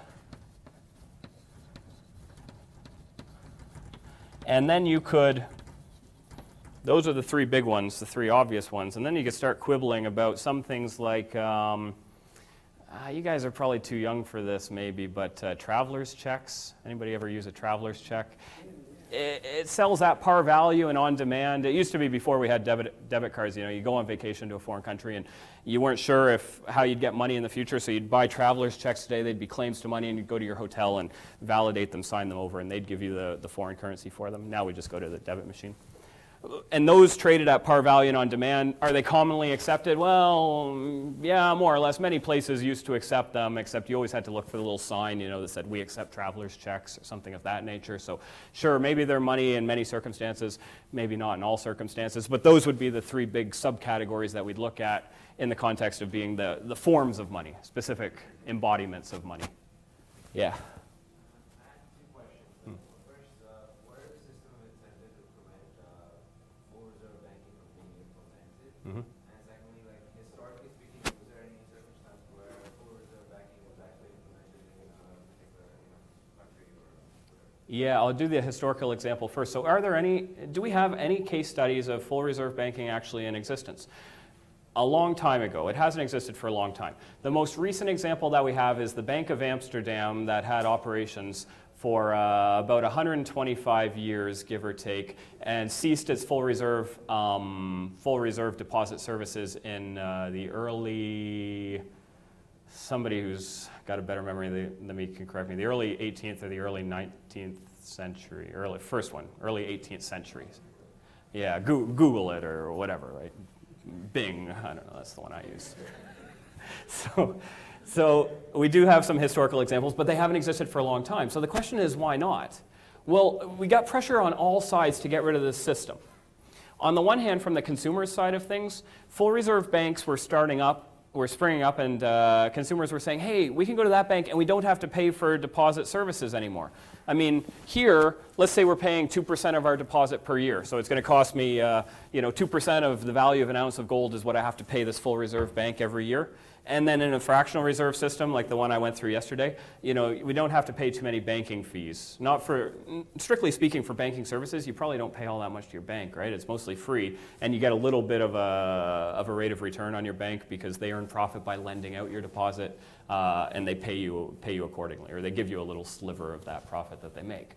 So from the consumer side of things, there was a lot of pressure from that side because consumers weren't savvy enough to see the big differences and to see the problems that actually happened. And then from the banking system itself, there was a lot of pressure because this is a big money maker for banks. In the end of my lecture yesterday, the whole point was, why are banks so big and why are they so important in the economy and things like that? And it's because they're the one business that gets a funding source off their deposit base that they don't actually have to pay for. I mean, every other company goes out there, and if you want to expand your business, you take on a loan and you pay a rate of interest. Right now, I don't know, what's a 10-year loan for a company worth? 5% maybe, something like that. And if you're a bank, what's a 10-year loan worth? Well, they don't even have to talk about the duration. They don't even have years because they just tap into these deposits that don't even have a maturity on them. And what do they have to pay to get these? Next to nothing. What's the interest rate they charge on a deposit, or that they offer on a deposit account? I don't know, 1/100% or something like this. So they have a very cheap funding source. So banks themselves wanted to get out of the full reserve model and into the fractional reserve model. And I'm going to talk about it a little bit later today in my lecture on business cycle theory, Austrian business cycle theory after lunch. But the funny thing was, the court system used to enforce full reserve banking. For a long time, the legal system of most countries said banks have to operate at full reserves. And one of the things that ruined this otherwise nice situation was that banks, by intermediating credit off deposits, set in motion business cycles, and I'll give you the framework for it here after lunch, but these business cycles were very hard on the economy, and they caused hardships for depositors because their banks went bankrupt and they lost money and things like that. And so this fractional reserve banking system, rather than getting rid of it, it was enshrined by law because that wasn't seen as being the culprit or the problem. And not only was it enshrined by law that banks could operate fractional reserves that I don't have up here, that was yesterday's lecture, but then they were given the support system to take care of them. So deposit insurance, as an example, which in Canada we've had deposit insurance since only In 1967, I think, is when CDIC was set up, so it's relatively new. But it was a response to the fragility of the banking system, the circumstance that banks could go out of business or find themselves illiquid, and depositors don't really like it when they go into their bank, and their banker says, no, we don't have money for you. Actually, I'll end, because I've already gone over time, but I'm just going to end on one note. When fractional reserves banks run into problem, like when they don't have enough money in reserve to meet all the demands that people are coming and asking for in regards to their money, their deposits, there's one of two options. So one is either a depositor gets converted into a lender. So right now you've got your deposit and you can go into your bank and you can ask for that money back at a moment's notice. So if the bank doesn't actually have enough money available right now to give everybody as they ask for it, the solution is we'll just make everybody a lender. And the big difference between the two is, well, a lender has to wait a time period before they actually get their money back. So instead of being able to go into your bank and saying, hey, I've got my $100 deposit, give it back to me now, the bank's going to say, no, you're a lender now. It's going to mature in 1 week or 1 month's time. Then we'll give you your money back. And then the bank gets some breathing room where they can try to come up with the money in the meantime. But you're left out to, what's the expression, left out to dry. You should be giving the lecture. You're left out to dry, right? Because you want your money. You've got an emergency that came up. In fact, the emergency, the unknown future expenditure, is the whole reason why you held on to money in the first place. So you don't actually know when you're going to need it. And now you're asking for it, you really need it. And the alternative is, if banks don't turn you or force you to become lenders, they can force you to become shareholders in them, in which case you can get your deposit back instantly, but they're not going to give you par value. They're just going to give you market value. This is like, if you were following, this is what happened in Cyprus a couple years ago. They did what's called a bail-in. Instead of, they had a whole bunch of banks that went bankrupt. And instead of the government bailing them all out, the banks were too big to bail out, they decided to bail in. And what that means is depositors were forced to become shareholders of the banks. So if you had a $1,000 deposit in the bank, let's say, you were allowed to get the market value that $1,000 actually represented, a fraction of the bank's assets. Just like if you want to sell the shares of a company that you own, you don't get the original purchase price of what you paid for them. You just get whatever the market value that they're worth at that moment in time is. Anyway, I've gone over a couple minutes, but we'll end it there. And if you have anything else, just let me know after this, okay? Thanks.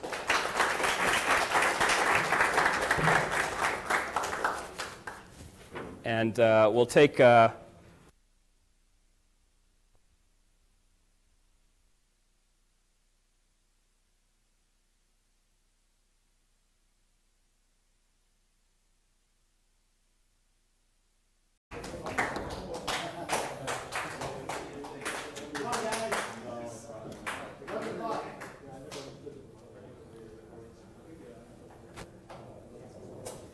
You can all hang out with Dave tonight if you want.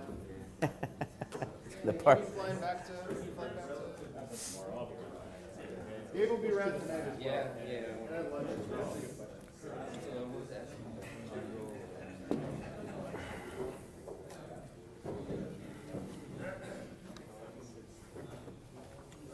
All right, ladies and gentlemen, greetings. Good morning.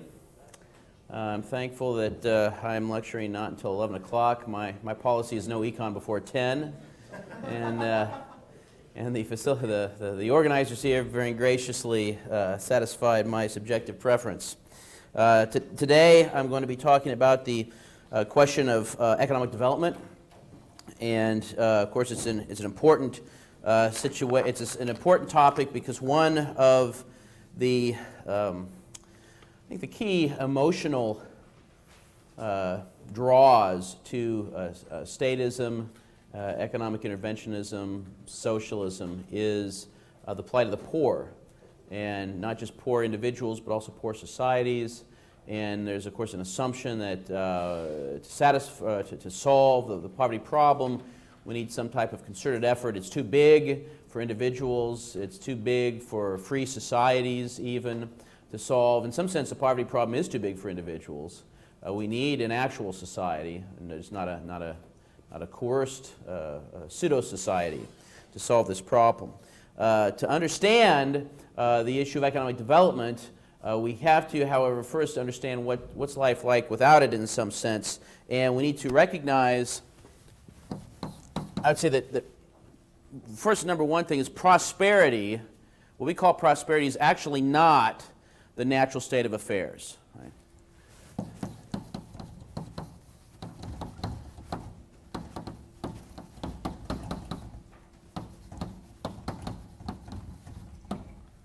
In other words, in a state of nature, just out there historically, we didn't have the masses enjoying prosperity. The state of nature is not a state of 3 Mai Tais by the pool and a couple of sets of tennis before croissants and champagne. No, the state of nature was a state of struggle for bare survival, a lot of hand-to-mouth existence. So the question that really we should ask ourselves when thinking about these questions is not so much how is it that there are people that live in poverty? How can an economy or a society go wrong? The question is really how can it and how did it for a number of countries go right? I mean, how did we get from there to here?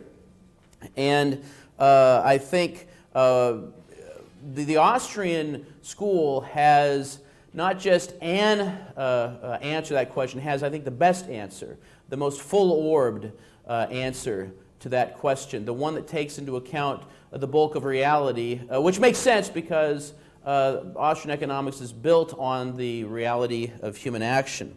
And we find that economic prosperity is a consequence of what we could call economic expansion and development. Prosperity is the effect of economic expansion and development.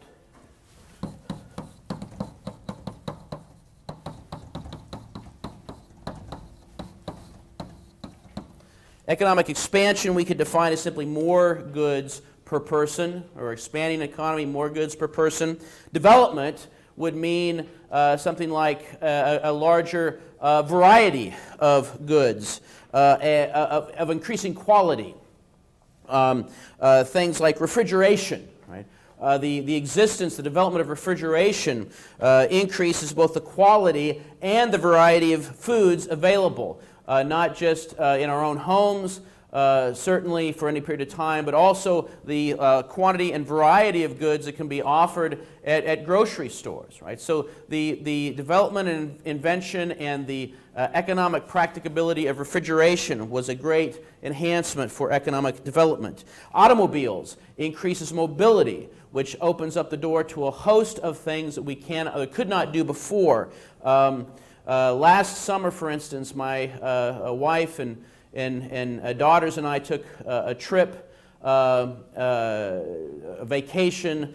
We often visit our family in the Midwest United States, and we live in Pennsylvania. And this particular year, we decided we're going to follow the Laura Ingalls Wilder trail outlined in the Little House books, beginning with the Little House in the Big Woods, and then by the banks of Plum Creek, and by the shores of Silver Lake, et cetera, et cetera. And it was something that we were able to zip between each of those sites in a day. And it's something, of course, if you've read the books, or you know of the books, or you know of prairie travel, Ma and Pa Ingalls didn't zip from the house in the Big Woods to the banks of Plum Creek just overnight, right? It was a long, arduous trip. And so automobiles is a great enhancement. Books, newspapers, radio, television occasionally provides broader horizons, right? Machines lead to larger, healthier lives. Medicine leads to longer, healthier lives. Machines allow us to produce a vast variety of goods that we couldn't produce before. And so a tremendous variety of goods leads to a different quality of life. Not just more stuff, but a different quality of life. And so that's economic development. So economic expansion and development both together result in what we could call economic prosperity. But economic expansion and development, of course, requires what?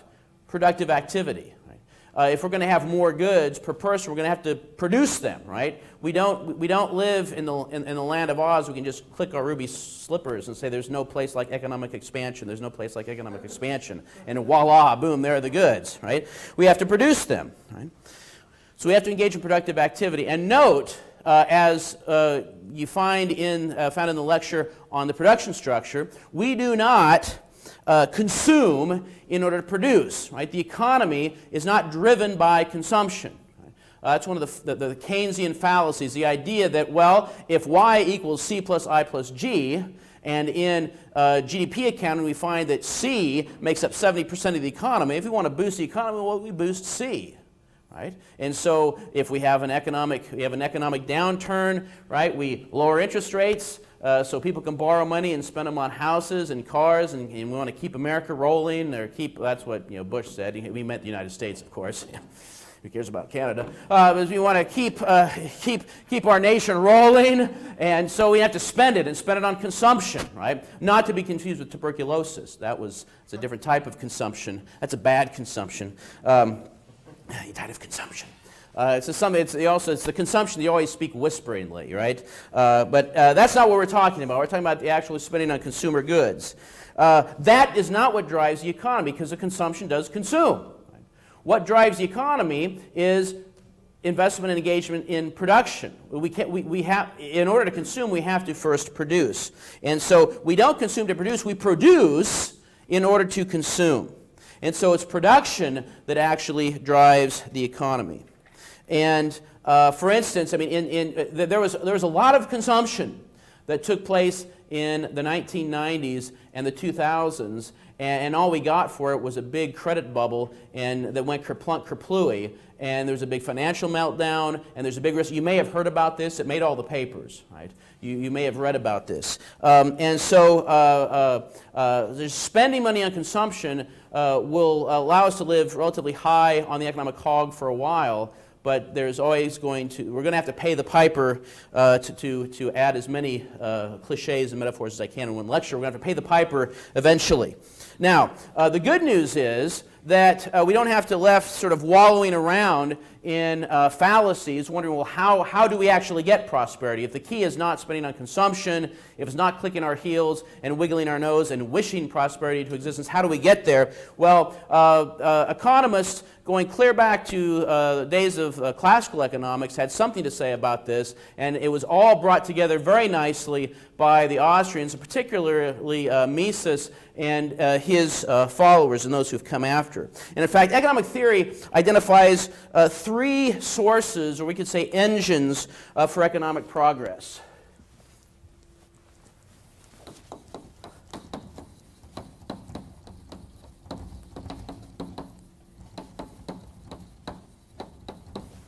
And it's interesting, there's a lot of debate about the validity of these sources, to what extent one source is important vis-a-vis another, but we're just going to take them in kind, and I'm going to argue, and I think this is true, that you can't sort of neatly, easily, practically disconnect one from the other if we're talking about how they actually contribute to prosperity. The first that we're going to talk about is the market division of labor. The market division of labor.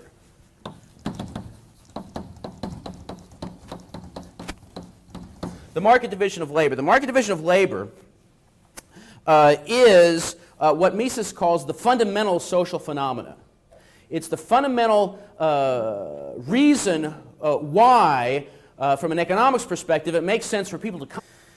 Because it opens the door to increased productivity. We've talked a little bit about that in previous days. It does so, it increases our productivity. Why? Because it allows people to specialize at lines of production at where they are relatively better at and most efficient.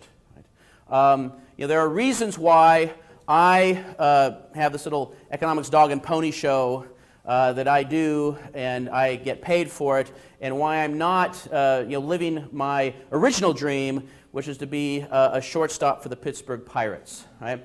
Well, when I was growing up, it's interestingly, I grew up in Nebraska, and I started to really follow and root for the Pittsburgh Pirates. I don't have enough time to explain how that even happened. It's a little bit fuzzy in my own mind, but there it is. The 70s were a good time to root for the Pirates, by the way. And I like baseball and I want to be shortstop. And so I went through, Little League. I played 1 year in high school before I realized, you know what, this baseball career probably is not happening. And so I just sort of let that dream go, right? And I started to just think about other things. And I did a number of other things, and I ended up doing what I'm doing now, right? And that's all I do. I'm not really a jack of all trades. I teach economics. I write about economics. That's what I do.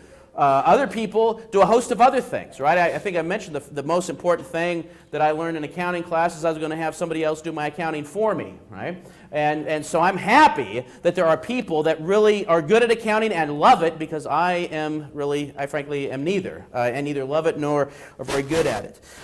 Now, by allowing us to, by people specializing in what they're relatively most efficient at, of course it increases productivity. But why? Why is it that people find it better to be an economist versus being a baseball player versus being a computer software engineer versus being a farmer? Why is it? Well, it's because people are different, right? People are not exactly the same. We have unequal abilities of in the skill of human labor, right? Some people are better at some things. Some other people are better at other things. You think of Michael Jordan. Right? If you think of Michael Jordan, what is he known for? Yeah, basketball. Thank you very much. She should be doing the lectures. Yes, basketball, right? He's a great basketball player. Now, does everybody remember he, for a time, tried something else? Baseball. Yeah, he tried baseball, right? It's like, oh, he was horrible. He was so bad at baseball. Well, no, he wasn't bad at baseball. I mean, he was in the minor leagues. A lot of people don't even make it to the minor leagues, right? He was so-so, right? He wasn't good enough to be a professional baseball player, but he was great at being a basketball. Why? Because that's where his skill set lied. And the fact that he was very, very tall, that didn't hurt.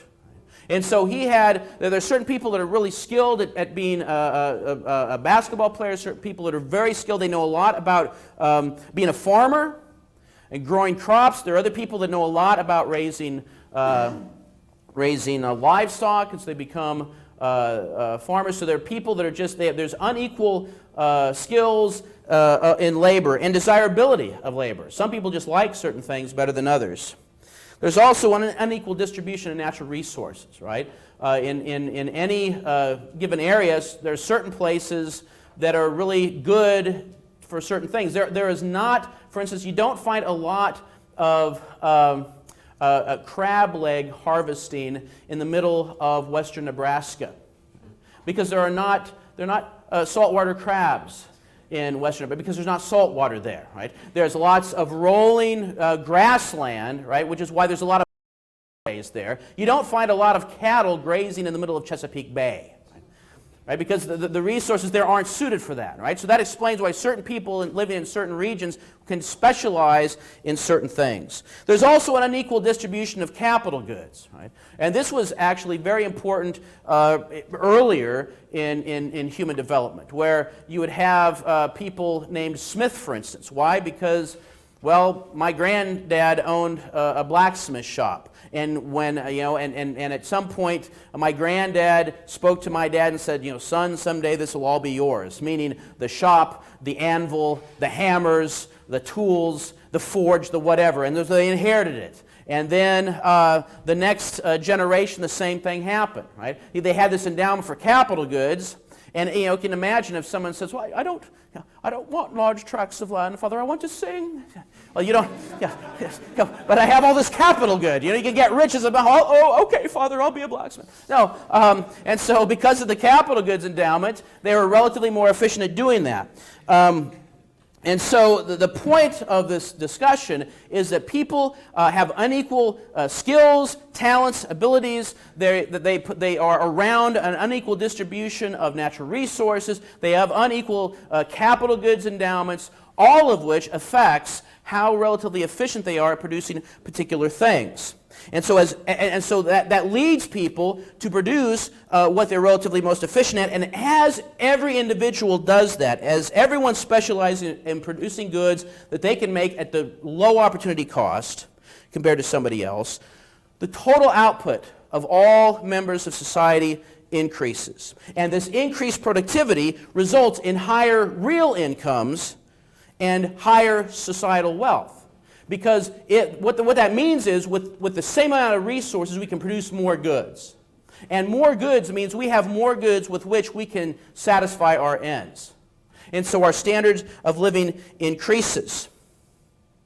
And so as people engage in a mode of production, the market division of labor, that allows them to be more productive, not only can they produce more, but they're able ultimately to consume more. And so our standard of living increases. Now, if we want to do that, right, there is, say, a necessary condition, right? And if I was Hamlet, I would say, here's the point, I would say, here's the rub. Right? Or there's the rub, I guess, to quote Hamlet.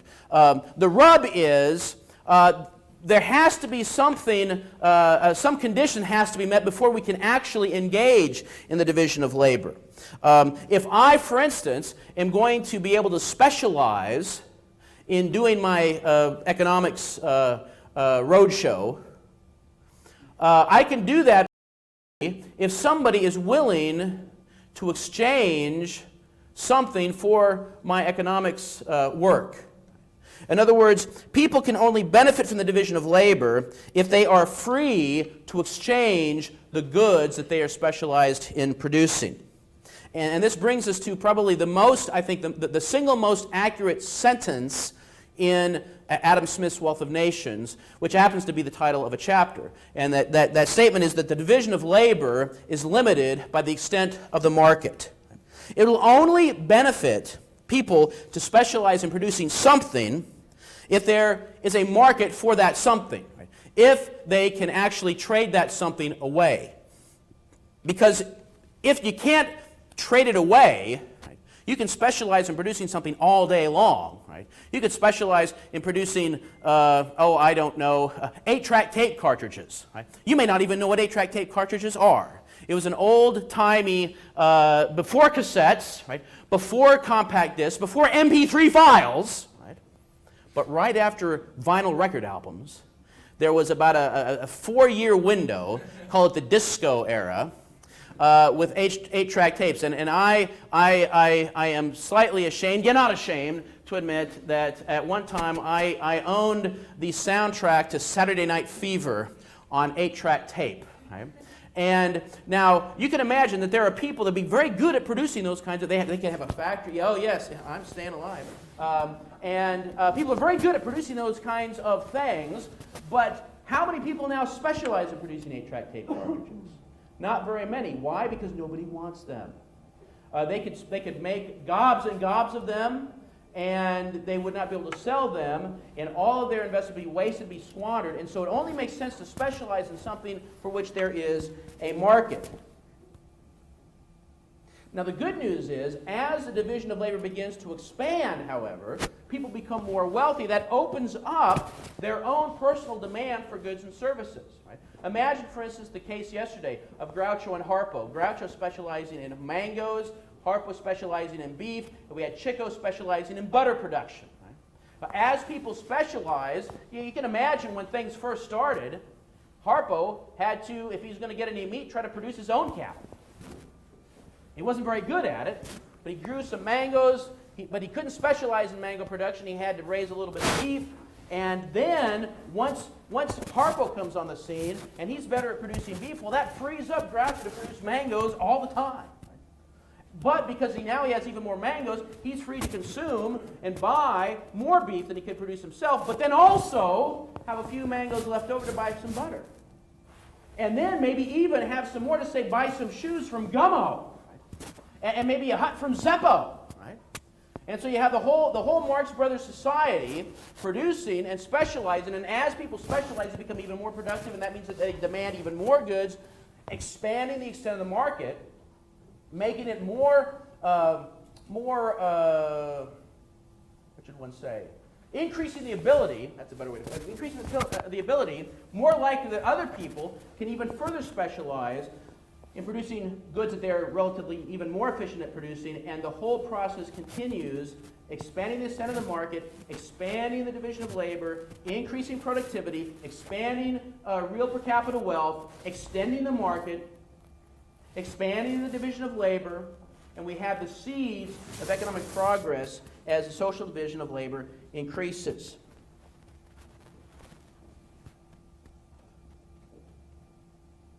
Now, as I said, what opens the door to the division of labor is voluntary exchange, being able to trade away the excess supply of what you're specializing in producing. Right?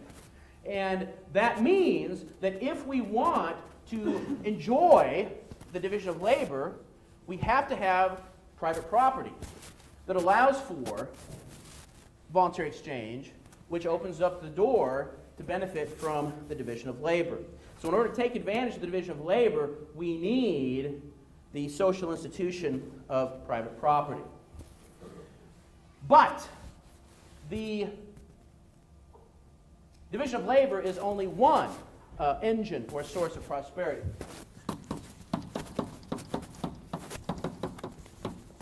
The second source of prosperity, the second engine for economic development, is the accumulation of capital, or capital accumulation. Capital goods are defined as produced means of production. Goods, high-order goods that are used to produce other goods, but they themselves have to be produced. Things like tools, like a hammer, right? If I had a hammer, I'd hammer in the morning, in the evening, all over the land, right?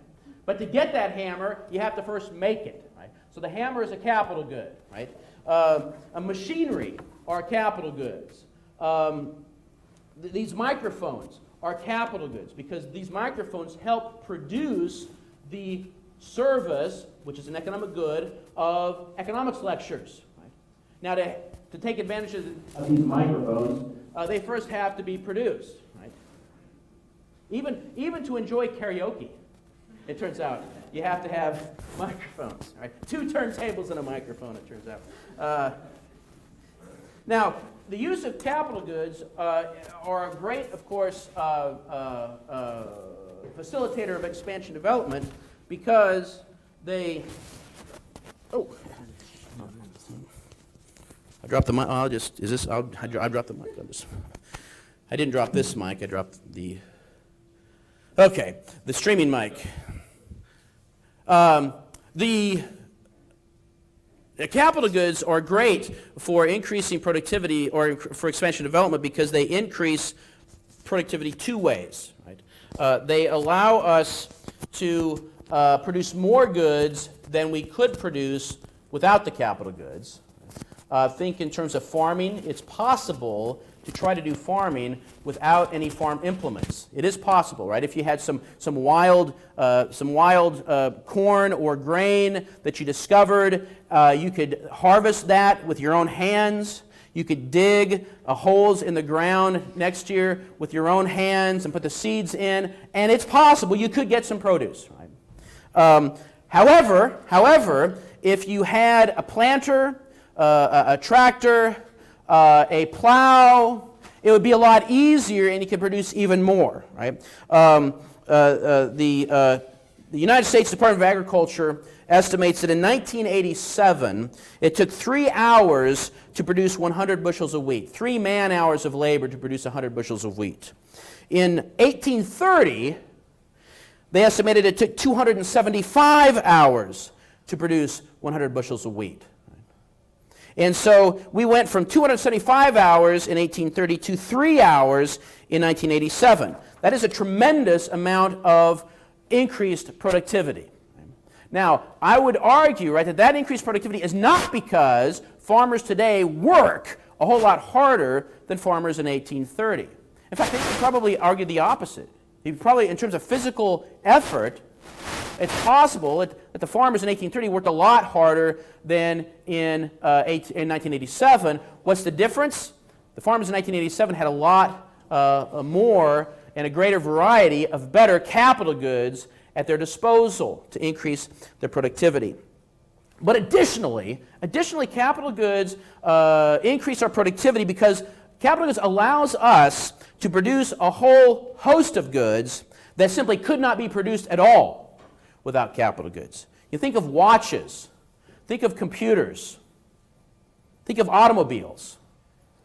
If we didn't have any capital goods, none of those things would be produced. And so capital and capital goods is a great engine and source of production. But of course, before before capital goods can be used, they must first be produced. And so in order to accumulate capital, people must be willing to put off present consumption and save and direct resources to the production of capital goods, which means that time preference has a role to play. The higher time preferences people have, the more present-oriented they are, the less likely they are to put off consumption, the less likely that they are to save and invest. And so they're going to produce fewer capital goods, their labor will be less productive, and they will have lower incomes and lower standards of living. On the other hand, if you have a society where people have relatively low time preferences, they're going to be more willing to put off present consumption and instead save and invest. And therefore, they will be more likely to maintain and accumulate capital. They will tend to have higher productivity. They will tend to have and enjoy higher incomes and higher standards of living. And likewise, with more saving and investment in accumulating capital and maintaining capital, over time, we tend to get better technology, right? Because research and development requires savings as well, right? It requires restriction in consumption, so we can direct resources to research, development, innovation, so that as the old capital goods wear out, when we replace them not just with the same old capital goods, but with capital goods that are actually better in terms of being more technologically advanced. Now, if I was on one of those late-night infomercials, this is where I would say, but wait, there's more. I know you're thinking, wow, we have two engines of prosperity, right? Division of labor and capital accumulation. Stop the train, Dr. Ritenour. This is too much. No, wait, there's a third, right? And this third one is a little bit controversial. This one is actually a little bit controversial too. Well, frankly, they're all controversial. I don't like to live in controversy. I'm not Walter Block. But the is entrepreneurship.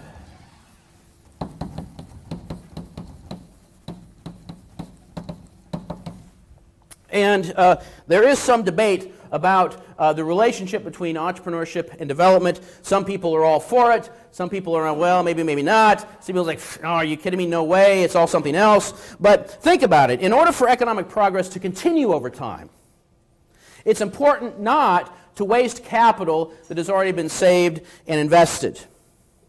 And that is why entrepreneurship is important for the economic development process.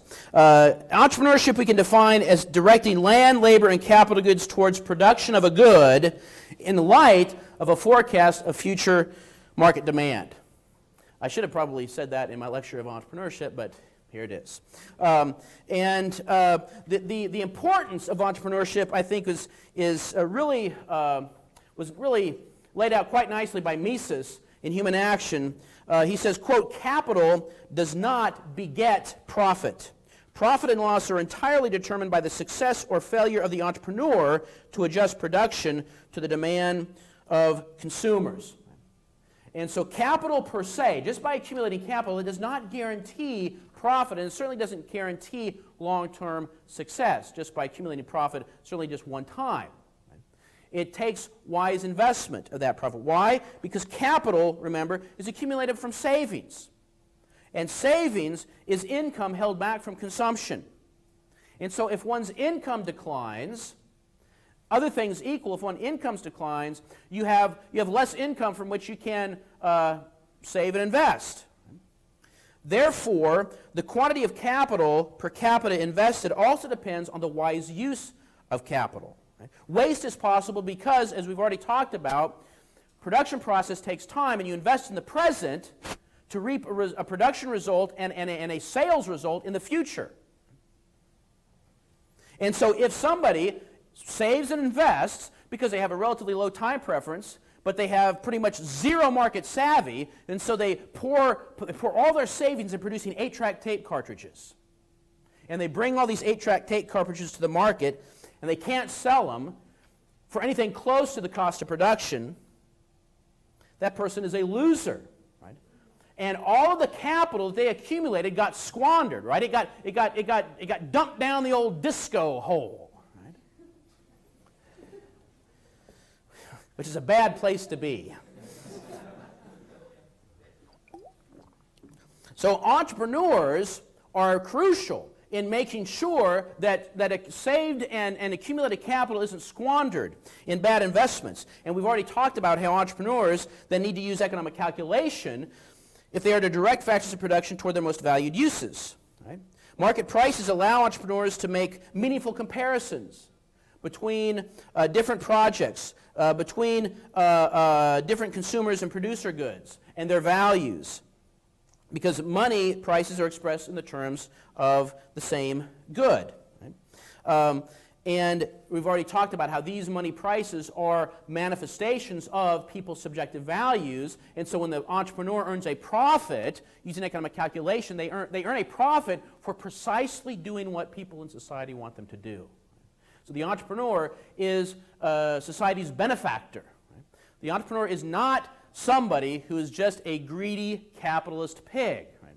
Even if he is just a greedy capitalist pig personally, in a free market, the only way he can satisfy his greed is to serve other people. As Bob Dylan once said, you got to serve somebody. And so if you want to make a profit, you got to serve somebody. And so when entrepreneurs earn a profit, they do so precisely by better serving other people, even if their own private goal is to just get as much profit as they can. Now, I said that there's a lot of debate over the relative strengths and importances of all of these things, right? Some people, for a long time, there's a group of economists, especially in the middle 20th century, that were called capital fundamentalists, right? That thought, well, capital accumulation was it. That explained the whole ball of wax. And that understanding actually fueled a lot of drive for foreign aid, right? If we can just get governments to pour foreign aid into countries in the form of spending on capital accumulation, on equipment, and big buildings, and factories, and big airports, then, if you build it, economic development will come, right? And it turns out that didn't happen. And empirically, people did some studies. It seems inconclusive. There's something besides this. Robert Solow, for instance, in the Solow growth model, did some theoretizing and said, well, wait a minute, it's not this, it's the technological shift term that matters, right? So it's not capital accumulation, it's something else, it's technology, right? Forgetting, of course, that, not didn't exactly forget it, but sort of discounting the fact that for technology to be operational in any production process, it has to be embodied in actual physical capital good. Right? And then there are other people, certain Austrians who say, well, actually, they buy the story that, well, capital accumulation is sort of passé, that entrepreneurship is the whole thing. The entrepreneur is the driver of the economy. He's the one that matters. It's entrepreneurship, but it's nothing else. Well, in fact, I would argue that you can't neatly sort of sever the components responsible for economic expansion from one another to find the single key that explains everything. Human beings, all of us, tend to want the one thing. What is the one thing, the one answer that solves everything? What's the silver bullet, right? Well, maybe there is no one thing that explains economic expansion development. And I would argue that you can't just sort of these three have to work together. You can't just unpack, say, aha, it's really entrepreneurship, or it's really just capital accumulation. Oh, no, it's really just the market division of labor, because they all work together. For instance, a highly developed division of labor would be impossible without the accumulation and the use of capital goods. If I'm going to specialize in watch manufacturing, I cannot do that. It's physically impossible for me to do that without using capital. I can't. Right? Nobody can. And so if you're going to have a specialized, highly developed division of labor, you have to have capital goods. So there has to be saving and investment in capital for the market division of labor to contribute to economic expansion and development. Likewise, the entrepreneur, to do his job, must invest capital. He must invest capital. He must invest real capital in the production process. And if he errs in his market forecast, he will reap losses and he will lose actual capital. So capital also contributes to entrepreneurship. It contributes to the market division of labor. It contributes to entrepreneurship. At the same time, capital per se does not guarantee economic progress because it must be wisely utilized. Back in the, I think, late 50s, Nikita Khrushchev gave a speech and said, referring to the United States, the West in general, we will bury you. Although he said it with a very heavy Russian accent, we will bury you. I don't know if that's Russian or not, but comrade. We will bury you. And of course, when I was growing up, like, we will bury, I thought he meant like, under the rubble from a nuclear attack. Right? He didn't mean that at all. Right? He said, we will bury you economically, meaning the Soviet Union is going to be so economically productive, you are going to be eating our dust. Right? You're going to be eating our dust. And statistically, right, they set out to show this, and in some areas it almost looked like they did. Right? They produced way more concrete than we did, and way more steel than we did. Right? Now the bad news is for the Russians that they produced not only way more concrete than we did, they produced way more concrete than they needed. And so what looked like a lot of economic activity and a lot of productivity was not productivity at all. It was a waste. Right? They squandered resources producing gobs of concrete that they did not need, and that's important because those were gobs of, that's a technical economic term, gobs of resources that could have been used to produce other things that would have actually helped the citizens of the Soviet Union. And so for economic progress to continue, accumulated capital must be wisely invested and directed, and that's the job of the entrepreneur. Right? So capital accumulation and maintenance requires good entrepreneurship, as well as entrepreneurship requires good capital accumulation. So economic progress is the happy consequence of a highly developed division of labor taking advantage of an increasing capital stock wisely invested by entrepreneurs. In other words, it takes all three. And in order to take advantage of all three, the division of labor, capital accumulation, entrepreneurship, we must have voluntary exchange. We can only specialize in producing certain things if we can trade our surplus for what other people, for other things that we want. People have the incentive to save and invest in capital only if they can do with their capital what they want, and if they have some certainty that, well, if we invest it wisely, we're going to get to keep the proceeds. If I don't think I'm going to be able to keep my interest and profit from investing capital, what incentive do I have to save and invest? Right? Entrepreneurs can calculate, we've already seen that, can calculate profit and loss only if they're using market prices, which requires voluntary exchange, which requires, wait for it, private property. And so economic prosperity is a product of economic institutions, the social institution of private property, allowing the market division of labor, the capital accumulation, and entrepreneurship to flourish. And to take advantage of all three, we need to have voluntary exchange. And therefore, if we want any society to enjoy economic expansion and development, we must have an economic system that fosters voluntary exchange, which means we have to have an economic system that is rooted in private property. And note, this is not an assumption. It's not a libertarian bias or prejudice. It is a conclusion that we receive from the truth of economic analysis. It is the conclusion of economic reason.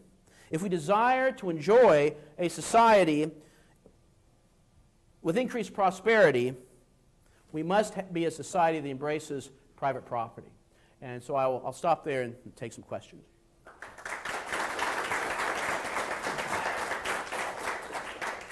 Way in the back, in the blue shirt. Cynical question, but I'll ask it anyway.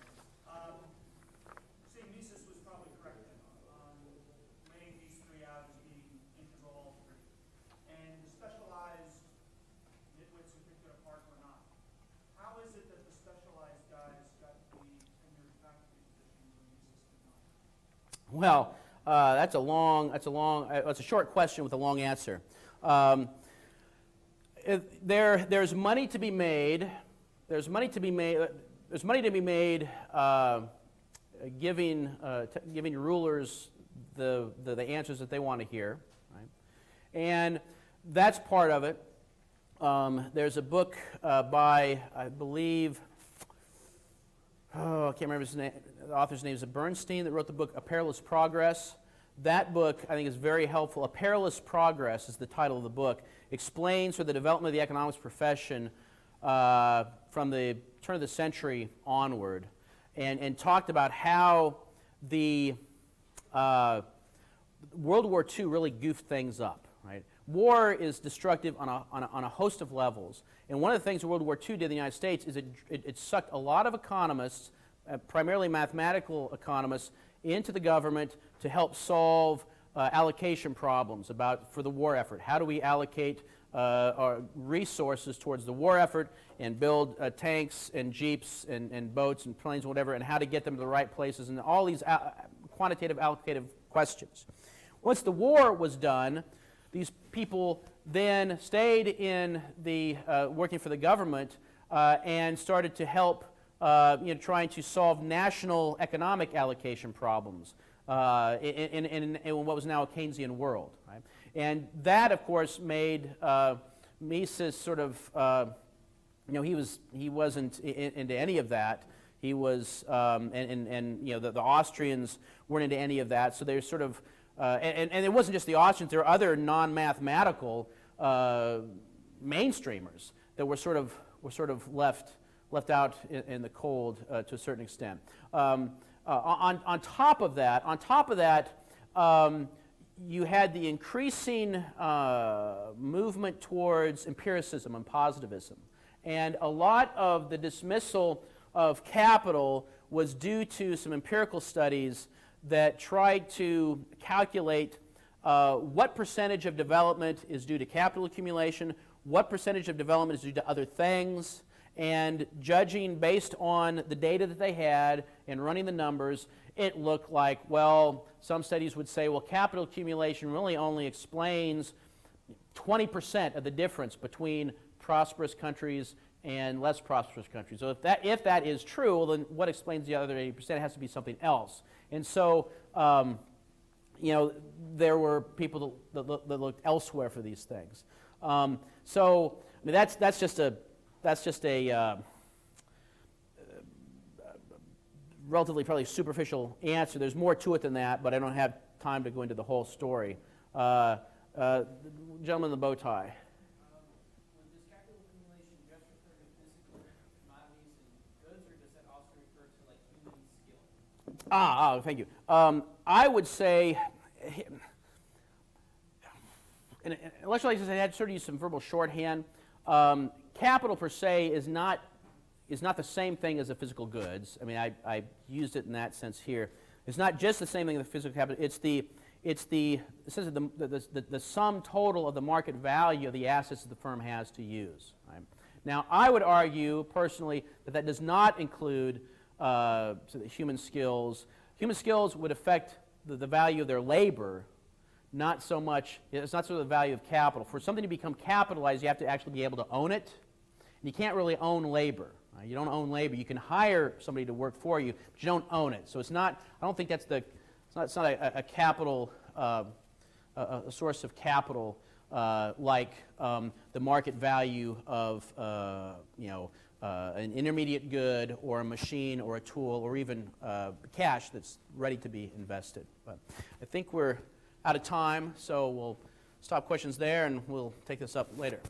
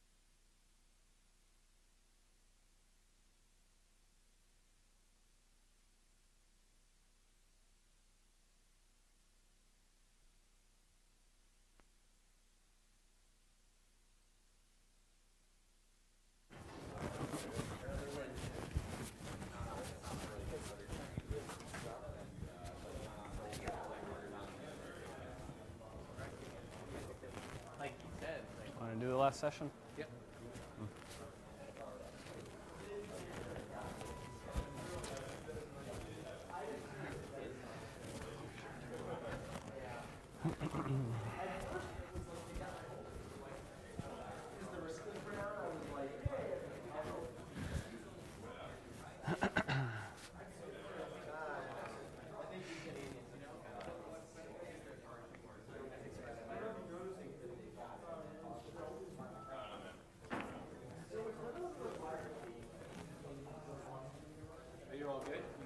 Yeah, we're all good.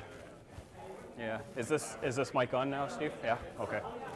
Yeah, I'm just gonna start it up. Yeah. Okay, we'll get the afternoon session here started. I shouldn't have. The first rule of making the schedule is never give yourself the after lunch time slot. So I'll be sure to talk extra monotonically. Hopefully we can make it through. So the topic is Austrian business cycle theory. And the Austrian business cycle theory, it's a special application of a more general theory Austrians have of economic growth, and Professor Ritenour just did a great talk on economic development, looking at some of the factors that determine development and how economies grow.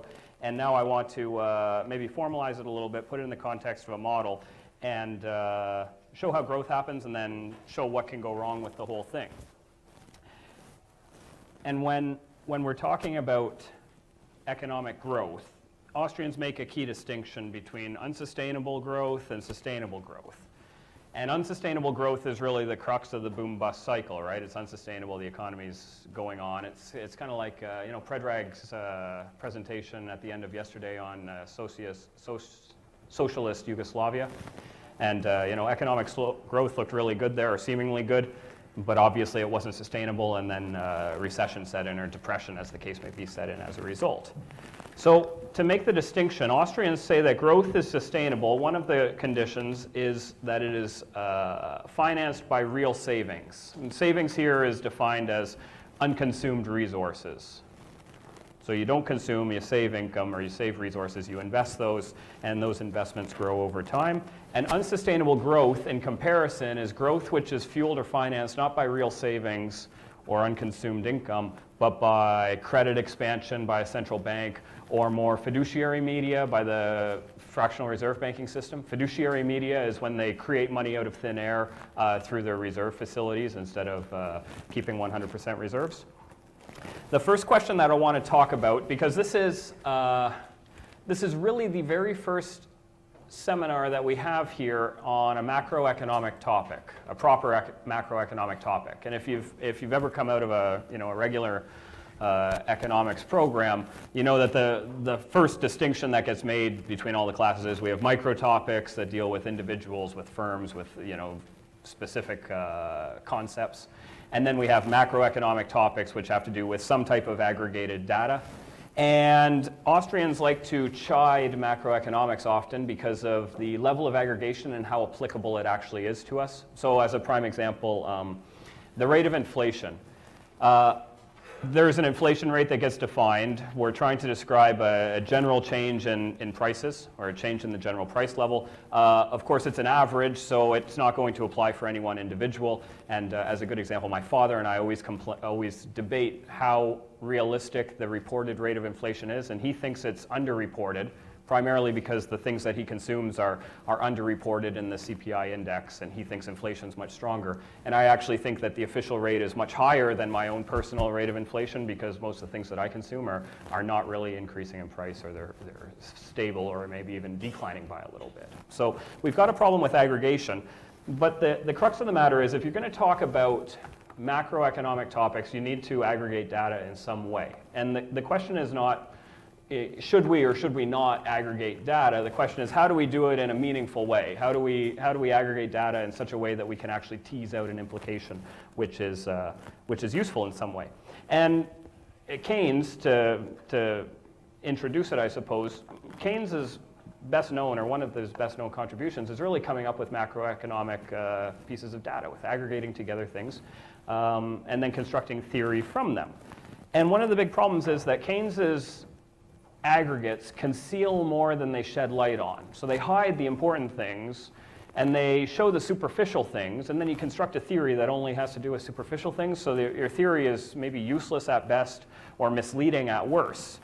And what we want to do is kind of use properly constructed data and then construct our theory from there. Now, in talking about economic growth and then the Austrian business cycle, there's really three basic elements to it that I want to touch on. The first one is the production possibilities frontier. And the production possibilities frontier, if you've taken an economics class, this is probably about the second session you have of your whole economics career is going to introduce the most simple model that mainstream economists use, the production possibilities frontier. One is the loanable funds model, and the loanable funds model, again, they have this in regular run-of-the-mill mainstream economics courses. It's just trying to show us the market for money and how interest rates are determined, and I'll go through these in more detail here in a couple minutes. And then finally, I want to make use of what Austrians call the structure of production. And this is the one uniquely Austrian contribution that I'm going to use as I illustrate business cycle theory here. It's the structure of production is just the realization that instead of capital creating growth in an economy in a very isolated or manner which doesn't have anything to do with time, that capital goods have to go through a whole process, a whole series of steps of construction that lead to their growth. And I'll go over this in more detail as we progress.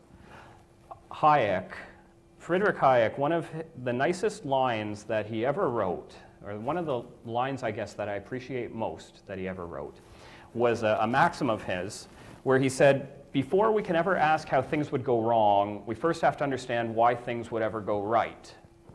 And in business cycle theory, I like to keep this in mind because we need, before you jump into trying to come up with solutions for a problem, you need to understand why that problem even exists in the first place. And the only way you can understand why a problem exists in the first place is if you can have a working theory to explain why things would have gone right in the first place. Like something went wrong and it wasn't just accidental, it had to be something that's deviating from something going right. So understand what's going right or how things go right, understand the problem, and then construct or tease out your theory from that. So that's kind of the progression that I want to use.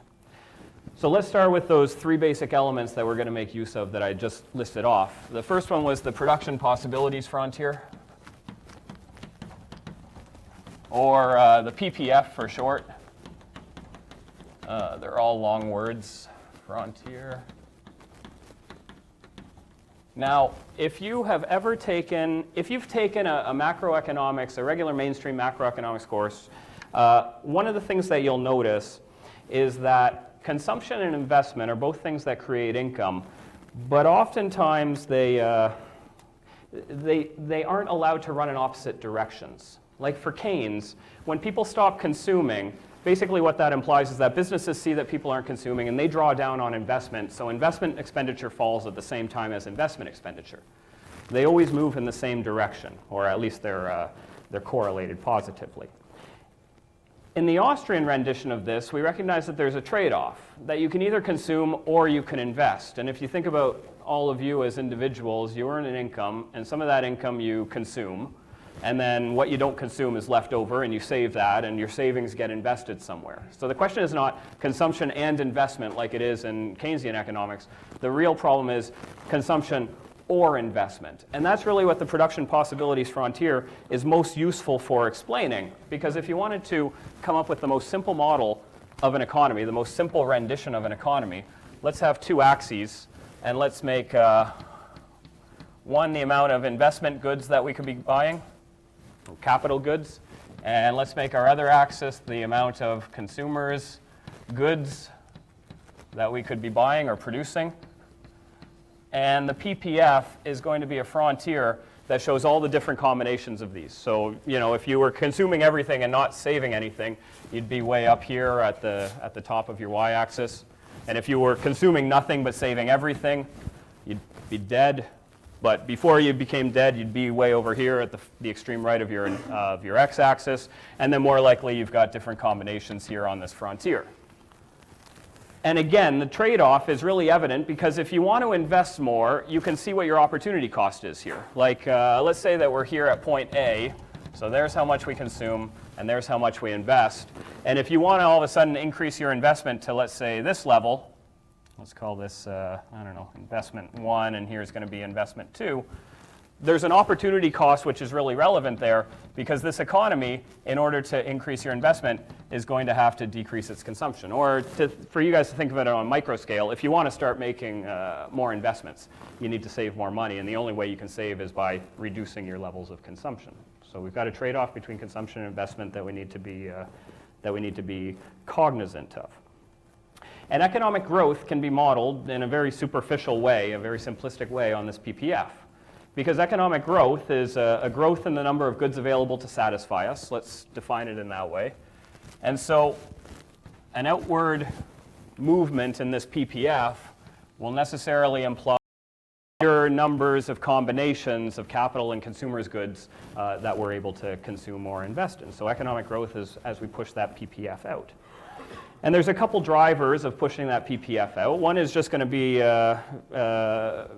very simply, as income grows, we have more money available to be saved, or more resources that we could save, and more savings allow us to make greater amounts of investment, and investment is really what one of the primary drivers of growth is. That was one of the three drivers of growth that Professor Ritenour went over. The second thing that I'll note is the more money that we save, the faster the rate of growth, everything else being the same, of course, that we're going to have in this PPF. So if we want this thing out, if we were to, let's say, move from point A to point B, and stop consuming so much and start investing more, that would necessarily imply greater amounts of economic growth in the future, which we're going to illustrate with that PPF going out. Or the same thing would hold true if we stopped investing and consuming more. It would be possible that we would actually have an economic decline if we're not investing enough to even make up for the depreciation of our capital stock. And we could show an economic decline by just pulling that PPF in to show fewer combinations of capital and consumers' goods. And then the third way you could have economic growth here is if the capital that we produce is more durable. I've defined capital here. I haven't given too much comment to it, but every year that goes by, or every time period that goes by, some of the capital stock that you produce has to replace depreciated capital. So machines wear out and factories are no longer serviceable, so you need to produce new ones just to replace the old ones. And then what's left over, that amount of capital is what's driving economic growth. The replacement stock is just maintaining the status quo, and then you need to produce on top of that. So if we're just able to produce more durable capital that has a longer lifespan, then we can drive economic growth through that means. So we've got the PPF as the most simplistic way that we can illustrate economic growth. And the second component that I want to look at is the loanable funds model. And the loanable funds model, and again, these are just off-the-shelf mainstream comments. There's nothing really too objectionable about them. Is a very simplistic model that we're going to use to show how interest rates are determined in the economy and also how the quantity of savings is determined. And if you think back to my lecture on time preference and interest rate determination from 2 days ago, I guess, we said how interest rates, or rather time preference, is what determines both of these things. Time preference is what determines, and the interaction between the supply and demand for savings determines the interest rate, the market interest rate, and also the quantity of savings available to be invested. So here we're just going to have a very simple model with interest rates I on the y-axis, and on the x-axis we will have a quantity of savings. And we're going to have a demand curve for savings. So people want to borrow money, and they're borrowing as a negative function of interest rates. So when interest rates fall, people want to borrow money to invest. This is intuitive. If you want to buy, as interest rates fall, people want to go out and borrow money to buy more houses, to build more factories, to expand their businesses, things of that nature. So that demand curve is the demand to borrow in order to invest. And we're going to have a supply curve here. And the supply of savings is positively related to the interest rate. So as interest rates increase, you want to save more of your money and earn that rate of return. So if, let's see, what's the problem right now? Interest rates are really, really low and nobody really wants to save money. And overnight, if interest rates suddenly jumped up to 10% tomorrow on, time deposit accounts at your bank, all of a sudden I could imagine lots of people would be rushing into their bank to lend money to it in order to take advantage of those higher interest rates.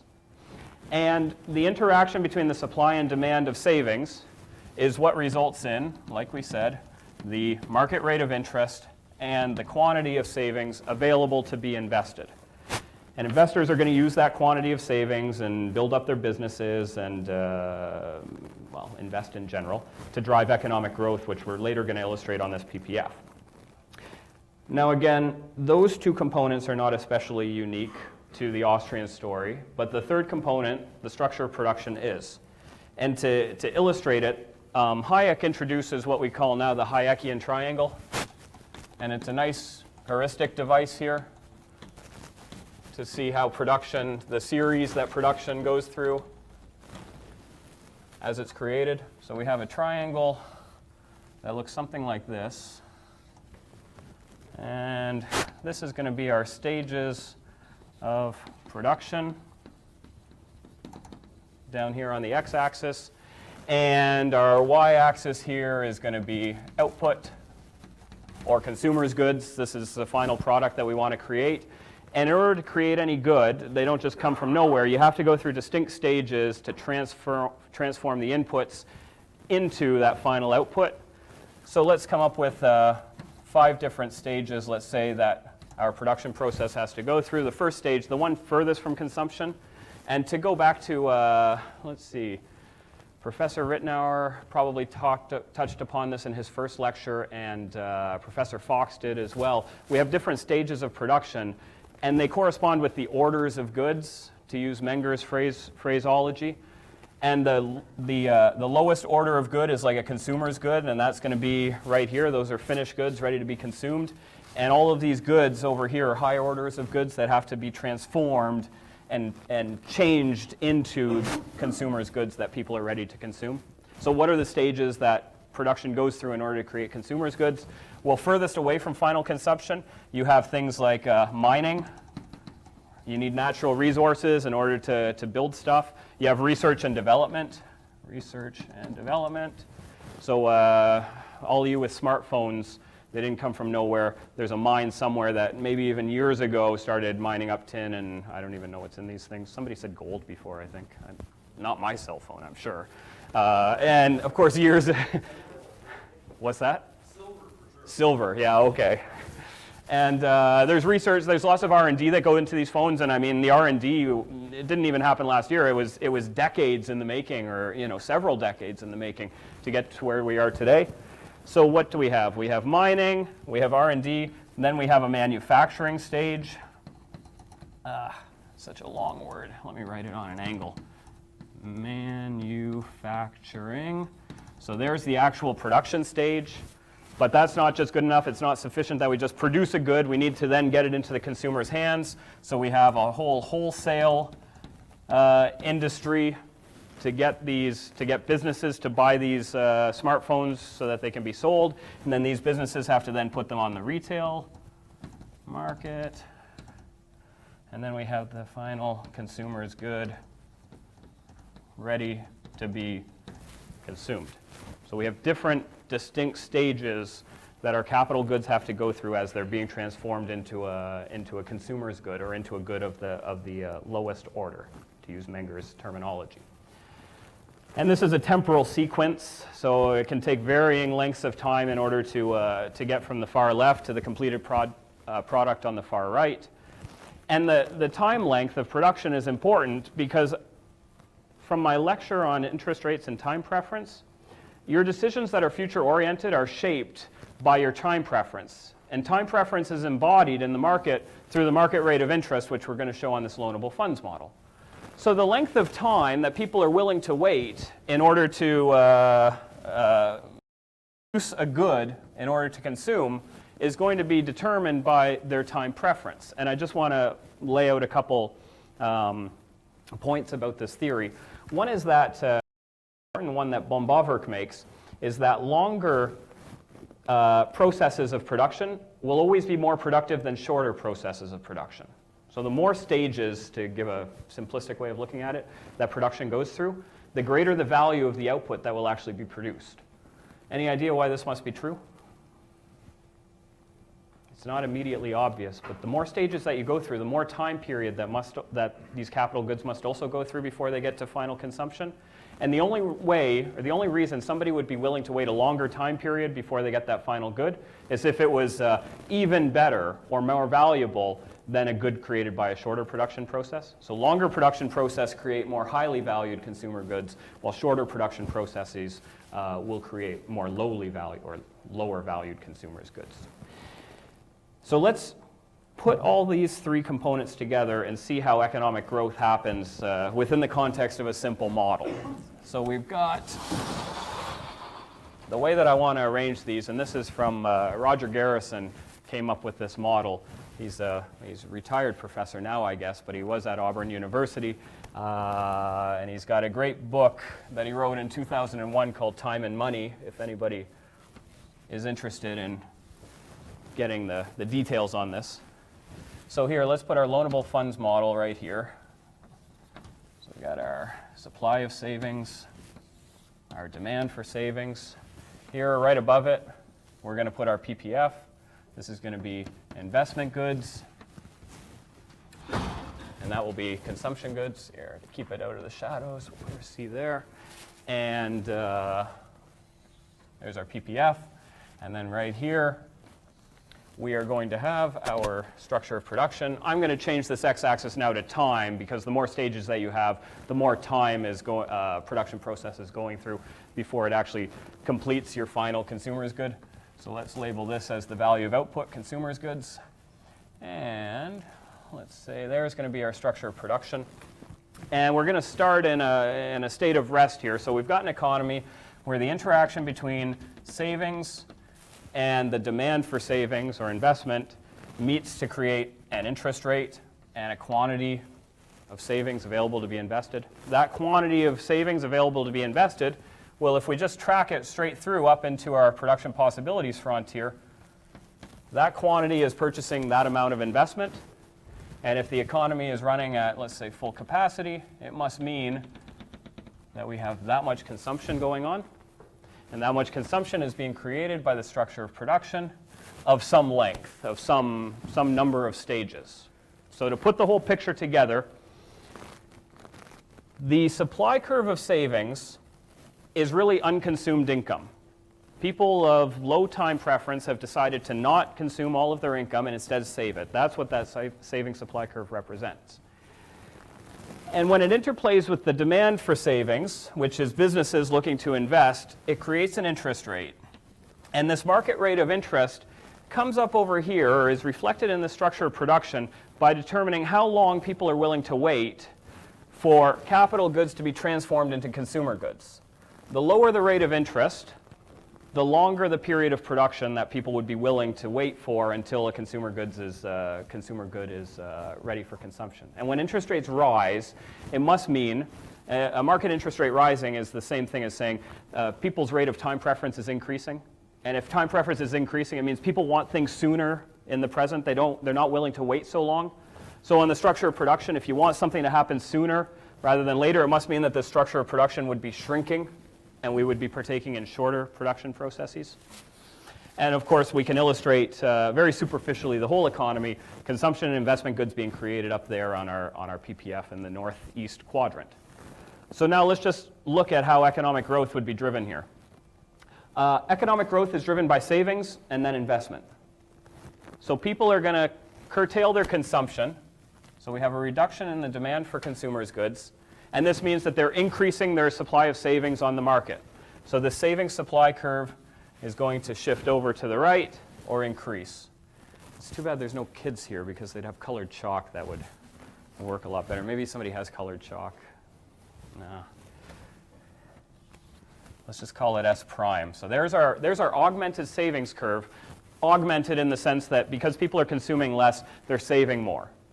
And now this increased supply of savings interacts with the demand curve for savings to drive down interest rates and to increase the quantity of funds available to be invested. So there's a greater amount of savings now that businesses can go ahead and borrow. There's also a lower rate of interest that businesses are going to borrow at as a result, a lower market rate of interest. Now, the next thing that I want to show in here, I'm going to do this not sequentially, that lower rate of interest, what's it going to entice businesses, or where will it entice businesses to invest in that structure of production? Closer to consumption or further from consumption? Further from consumption. A lower market rate of interest is the same thing as saying people now have a lower preference for time. They're willing to wait a longer period of time before they finally get that good that's going to satisfy them. And in the sphere of production, that's like saying, oh, they're willing to partake in elongated production processes that will be more productive, and they will be able to produce more valued consumer goods at the end of them. That's the only reason anybody would ever partake in a longer production process, is if the output was going to be more highly valued. But they're going to be willing to do that now that the interest rate has fallen. If you want to think about this from a corporate finance point of view, the present value of longer dated investments increases as interest rates fall, so people will be more willing to increase the maturity of their investments. Let's look at what's going on in the PPF. This increase in loanable funds right here, this increase in quantity of savings available to be invested, is being borne by businesses who are increasing their investments. Consumption decreased and investment increased. And so we end up in a new spot on the PPF that looks something like this. Let's put some letters here, A and B. A is the original state of rest that the economy was in. B is the one we're in right now. So people curtailed their consumption, saved more. Those savings were borrowed by businesses who then invested them, bought capital goods, which we can reflect down here by the greater amount of consumption and the lesser amount of consumer goods available. And then if you want to think about the productive side of things and how the economy is actually changing, well, there's a derived demand effect. The derived demand effect is businesses see that consumers are cutting back on their consumption expenditures. Like people are going out to restaurants less often and buying fewer clothes, and they're saving their money instead. And so as a result of that, businesses stop producing so many consumers' goods. They reduce production of that, but they shift their productive activities over here into the further or higher stages of production. So we get a new structure of production that looks something like this. It's elongated. Businesses are investing in longer production processes that will be more productive. And right now, they're investing less in consumption goods that are available to be consumed right now. And you can think of this, just to put a couple examples in here. This is like saying, oh, businesses are investing funds, and they're spending those investments on R&D and mining and things that aren't going to pay off until a long time in the future. And they are stopping spending money on restaurants and things that people are going to go to right now that will satisfy them immediately in the present, so short-dated projects. And now this elongated structure of production, now we're in a good position to show economic growth. So if we want to go back to our PPF, and let's say 1 year has gone by, what's going to be the results on the PPF now that we have started investing so much more money? Yeah, curve moves to the right. The same thing we have here. As we move from point A to point B, we cut consumption, we increase investment, and we had economic growth that we're going to illustrate by shifting out our PPF. And here we can illustrate it by shifting out this PPF. And now, point B, which we're at, let's say we can go out here to point C.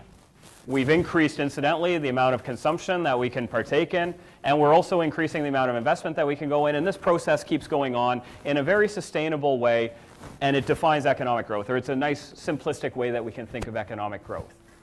And the model itself is nice because it links through several of the key factors involved here: the supply of savings, the real resource constraint up here between consumption and investment goods, the demand for investment, the interest rate that's going to define how long a production process investors will be willing to invest for, and then the actual structure of production showing what businesses are actually doing, where they're making their investments. Now, that's basically how things go right. Increases in savings, drive investment, create economic growth. That's the first part of Hayek's maxim. The important thing here, or for our purposes, or for this lecture, the important thing is, why do things go wrong? So let's play around with the model a little bit and see how the banking system can foul things up. So again, let's just start with a loanable funds model. Demand for funds, the supply of funds interacts to create a market rate of interest and a supply of funds available to be invested. We have a PPF with investment goods and consumption goods. Let's see, looks like about right there. So there's the amount of consumption and investment that's being created in the economy, point A. And businesses, for their part, are constructing these goods along their PPF along their structure of production, thusly. So we've got a simplistic way of looking at the economy here in the here and now. And Hayek, in the Pure Theory of Capital, Hayek refers to money as a loose joint in the economy. A loose joint in that it gives the opportunity for savings and investment to be unhinged. And really what Hayek's talking about, he uses the word money, but really what he's talking about is fiduciary media, deposits created by the banking system. Because there's something interesting here. In the first example that I gave, people didn't consume, and they saved their money, and then that savings was borrowed by somebody and actually invested. That's like that full reserve banking system example that we just went through before lunch, or a little bit before lunch, right? People, if you put money into a bank account or you lent it to somebody and you didn't use it, but somebody else did. And now imagine that we've got the fractional reserve banking system. So you put money into your account and you're not necessarily using it, but then your bank loans it out to somebody who then uses it. They buy a house, and then their bank loans it out to somebody who then uses it to buy a car. And many people are making use of money. So let's say that the fractional reserve banking system increases the supply of money, not because people are saving more money, not because people are stopping their consumption or anything like that, but just because they've reduced their reserve requirement, or they've increased the amount of deposits that are available on the market. So now there's more money available to be borrowed. The savings supply curve, just like in this sustainable growth example, shifts out. People look and they say, oh, there's more funds available to be borrowed, which is true. You go to your bank to take out a mortgage, there is more money available to be borrowed. You're going to borrow from Bank A, buy your house, you're going to deposit, whoever you buy it from will deposit those funds into their bank, somebody else will borrow it. There are more funds available to be borrowed. The only difference is the funds are not created by savings, they're created out of thin air by the banking system. The reduction in the interest rate is the exact same, so the interest rate falls, and the increase in the amount of funds available to be borrowed has increased the exact same, so nothing is particularly strange yet. Go up to the PPF. Has anything changed about consumption expenditures, do you think? Now, originally I said that people have not started consuming less and saving more money. That's not what drove this savings supply curve out. It was driven by banks just issuing more deposits or creating fiduciary media out of thin air. Do you think consumption has changed any? Should go up. Should go up, not even. Should go up, because look at the interest rate fell. So what are you going to do for your consumption expenditures now that the market interest rate fell? You're not going to save. Now you're earning less on your savings, so of course you go out and you consume more. So we've got, if you look on the original savings supply curve, which was defined as unconsumed income, we've actually got a reduction in the amount of savings which is being saved by people not consuming. Interest rates fell and nobody wants to save anymore. And the only thing that's creating the appearance of even more savings is the fact that central banks, or the fractional reserve banking system, created some money out of thin air and then let people borrow it. So we've got this distinction here. Let's say this is the quantity of savings, and this is the quantity of investment. I know that's probably too small for anybody to see. From here it looks great. And again, we've actually got a decrease in savings. Superficially, you look at this model, before I drew these dotted lines, you would have thought savings increased. But savings has actually decreased, and people have increased their consumption because interest rates are low and nobody wants to save anymore. So we're going out to restaurants more often, we're buying more new clothes and things of this nature. And at the same time, what are businesses doing at lower interest rates? Well, they've gone out and they've started increasing their demand for investment. So they have, whoops, that's not a C, that's an I for investment. And businesses have increased the amount of investments that they're undertaking. And now we've got a little bit of a tension, because this increase in consumption meets this increase in investment and gives us a point way out here, which is beyond the PPF. And that point B, beyond the PPF, it's kind of a strange point, because the PPF was defined originally as being all the combinations of capital and of investment and consumption that the economy can handle. And now we're past that. We're consuming too much and we're investing too much. And now we want to see what's going on over in the structure of production. Well, on the one hand, there's this derived demand effect again, because businesses are looking at all of these consumers going out and demanding more consumers' goods. So how do businesses respond? Well, they start producing more consumption goods, or goods which are lower order, goods that are very close to the final product. So they increase this here. And what else are businesses doing in response to lower interest rates? They're borrowing, and then they're investing in what type of projects?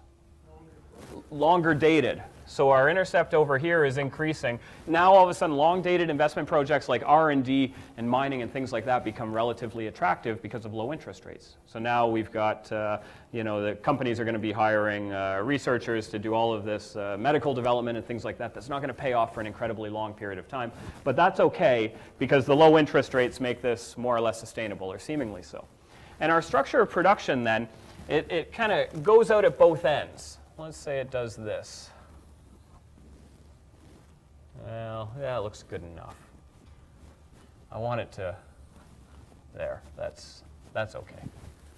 It increases on the consumption end, and it increases in the investment end, in the amount of time that producers are partaking in order to produce something.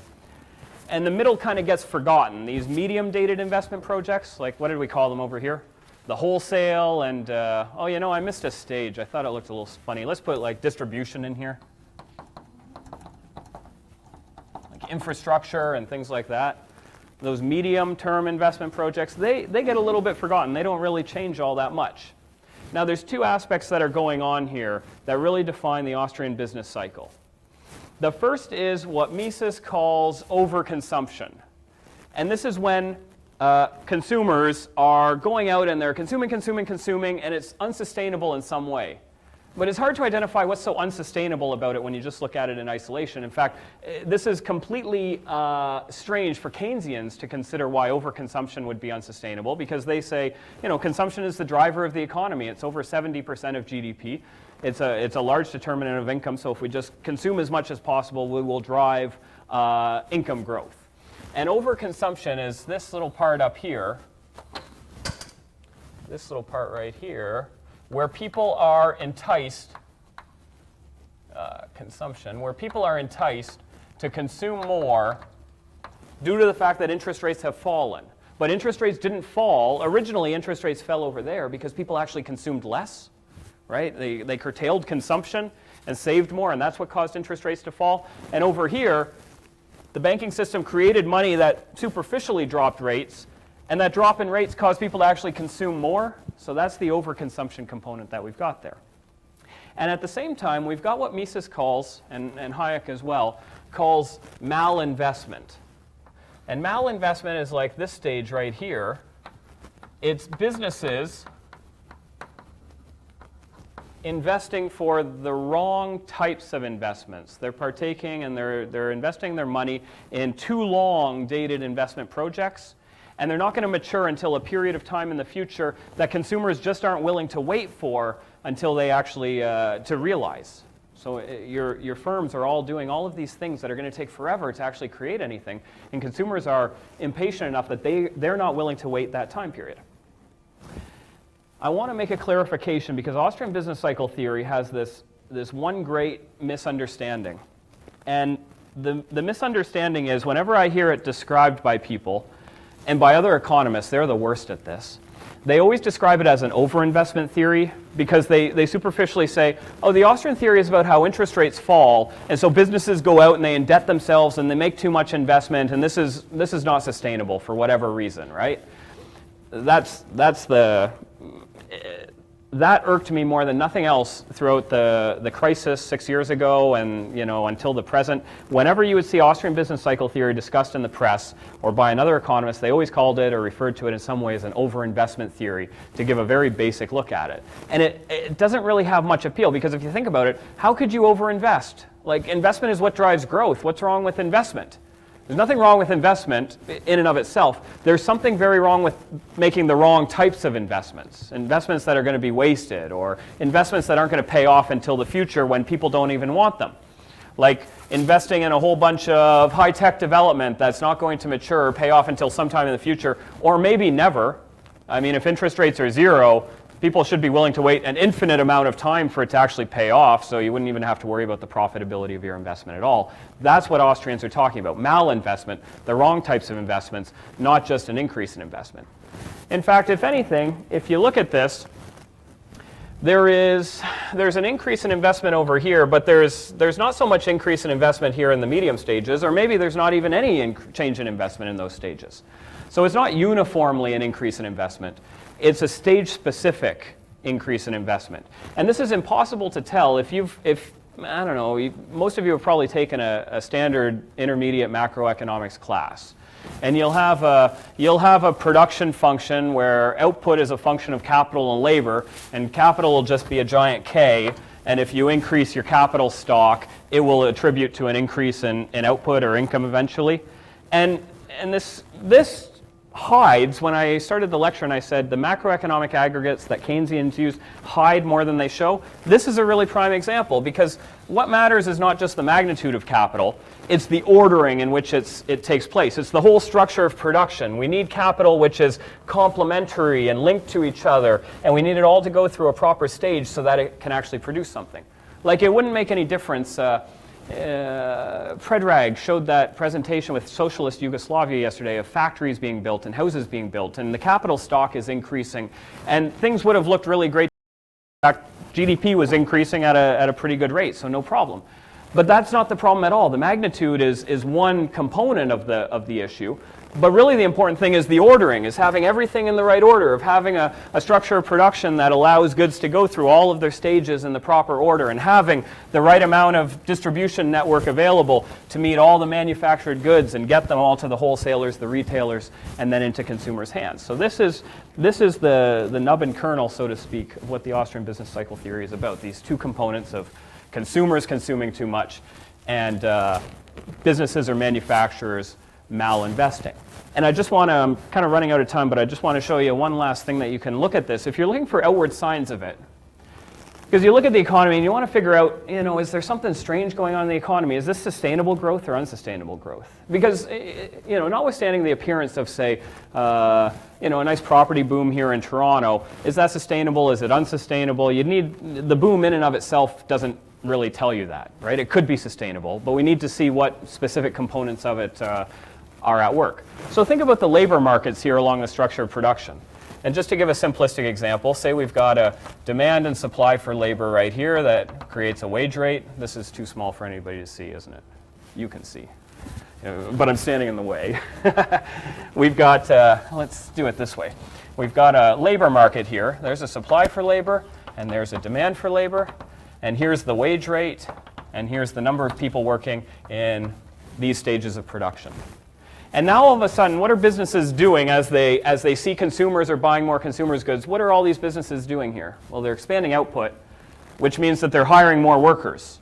So this is like an increase in the demand for baristas and retail shops and shopping malls and things like that. So you should go along and you should say, oh, people's wages should be increasing in those types of businesses, right? The retail businesses that are closest to final consumers' goods. And to use the same reasoning, way out here at the far end of the productive tail, we have a demand and supply curve for labor and a resultant wage rate. And this is like mining, natural resource production, and R&D. And because businesses are expanding their investments over here, it must be that they're increasing their demands for those types of labor. So we should see computer programmers, scientists, natural resources, things like that, increasing in price because of that increase in demand over there. And meanwhile, wages over here, I don't have room, but wages in these intermediate stages, which are like the unsexy parts of the economy, it's like distribution, right? It's infrastructure, things that are close to consumption, but also not close to consumption at the same time. Well, the intermediate stages here. These are like the forgotten parts of the economy, and not much is going on there. You don't see wages rapidly increasing. You don't see the prices of those types of goods, those input factors increasing very quickly, at least not relative to the goods that are important here at the ends, like mining, R&D, and proper consumers' goods. So those are ways that you could look at the economy and tease out whether you're actually in an unsustainable boom or you're just in a general area of economic growth like we would have here. I'm over, Richard says. So I'm going to end it there. Thank you, guys.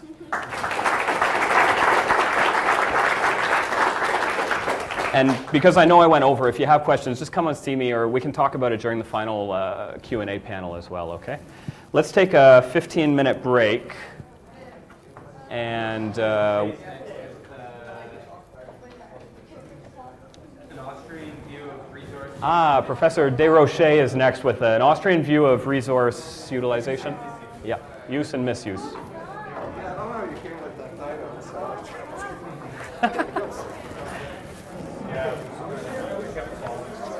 You were going to give me reference to the back.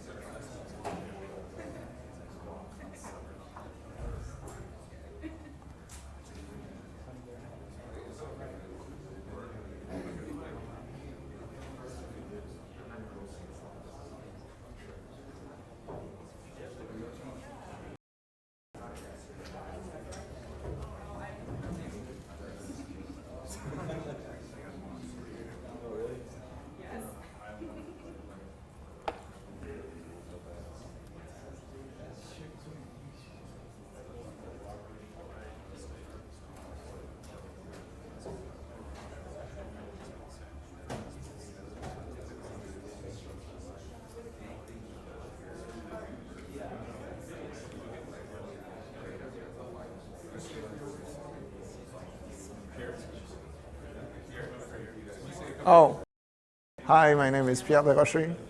You're good?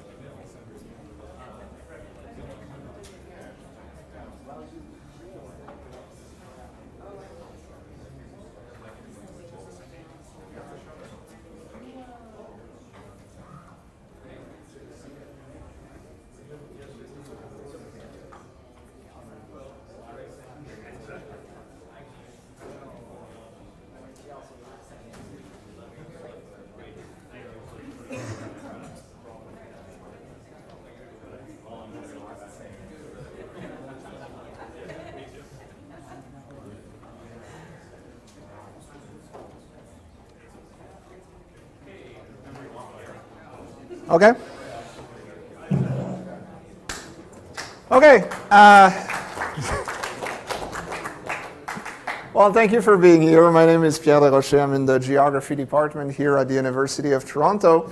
My understanding was that I was going to talk about resourceship, running out of resources versus actually creating them. And then I saw the title, which was on the program, which was an Austrian view on resource use and misuse, which could be interpreted in any number of ways. So if you were expecting a lecture on Austrian capital theory, this is not what I'm going to do. I'm just a geographer, and I don't even call myself an economist, so that is way beyond my pay grade. What I will do, though, is expand on the work of Robert Bradley of the Institute of Energy Research in Houston, who I believe was Murray Rothbard's only PhD students in one of these sort of weird programs where you could bring in an outside advisor. So Rob has tried to lay the foundation of an Austrian theory of resources. I will not refer to his work explicitly in this, but I built on what he has done. And basically what you will see is where I would like an Austrian theory of resources to go. So lots of stuff, probably a bit too much. You're being my guinea pigs here. I know this is not the idea of a conference like this, but bear with me. Okay, so basically first I will outline two conflicting visions, and just to convince you that I'm not building a straw man or setting a straw man on fire, I will actually bring in a few characters and let them speak in their own words. Then I'll look at the history of this very long debate of, are we going to run out of resources? Will we invent our way around scarcities? Then a few words on evidence. And then why is it that so many of my colleagues are so unhappy with all the good news that is out there? And then I'll try to reframe the narrative to actually talk to my colleagues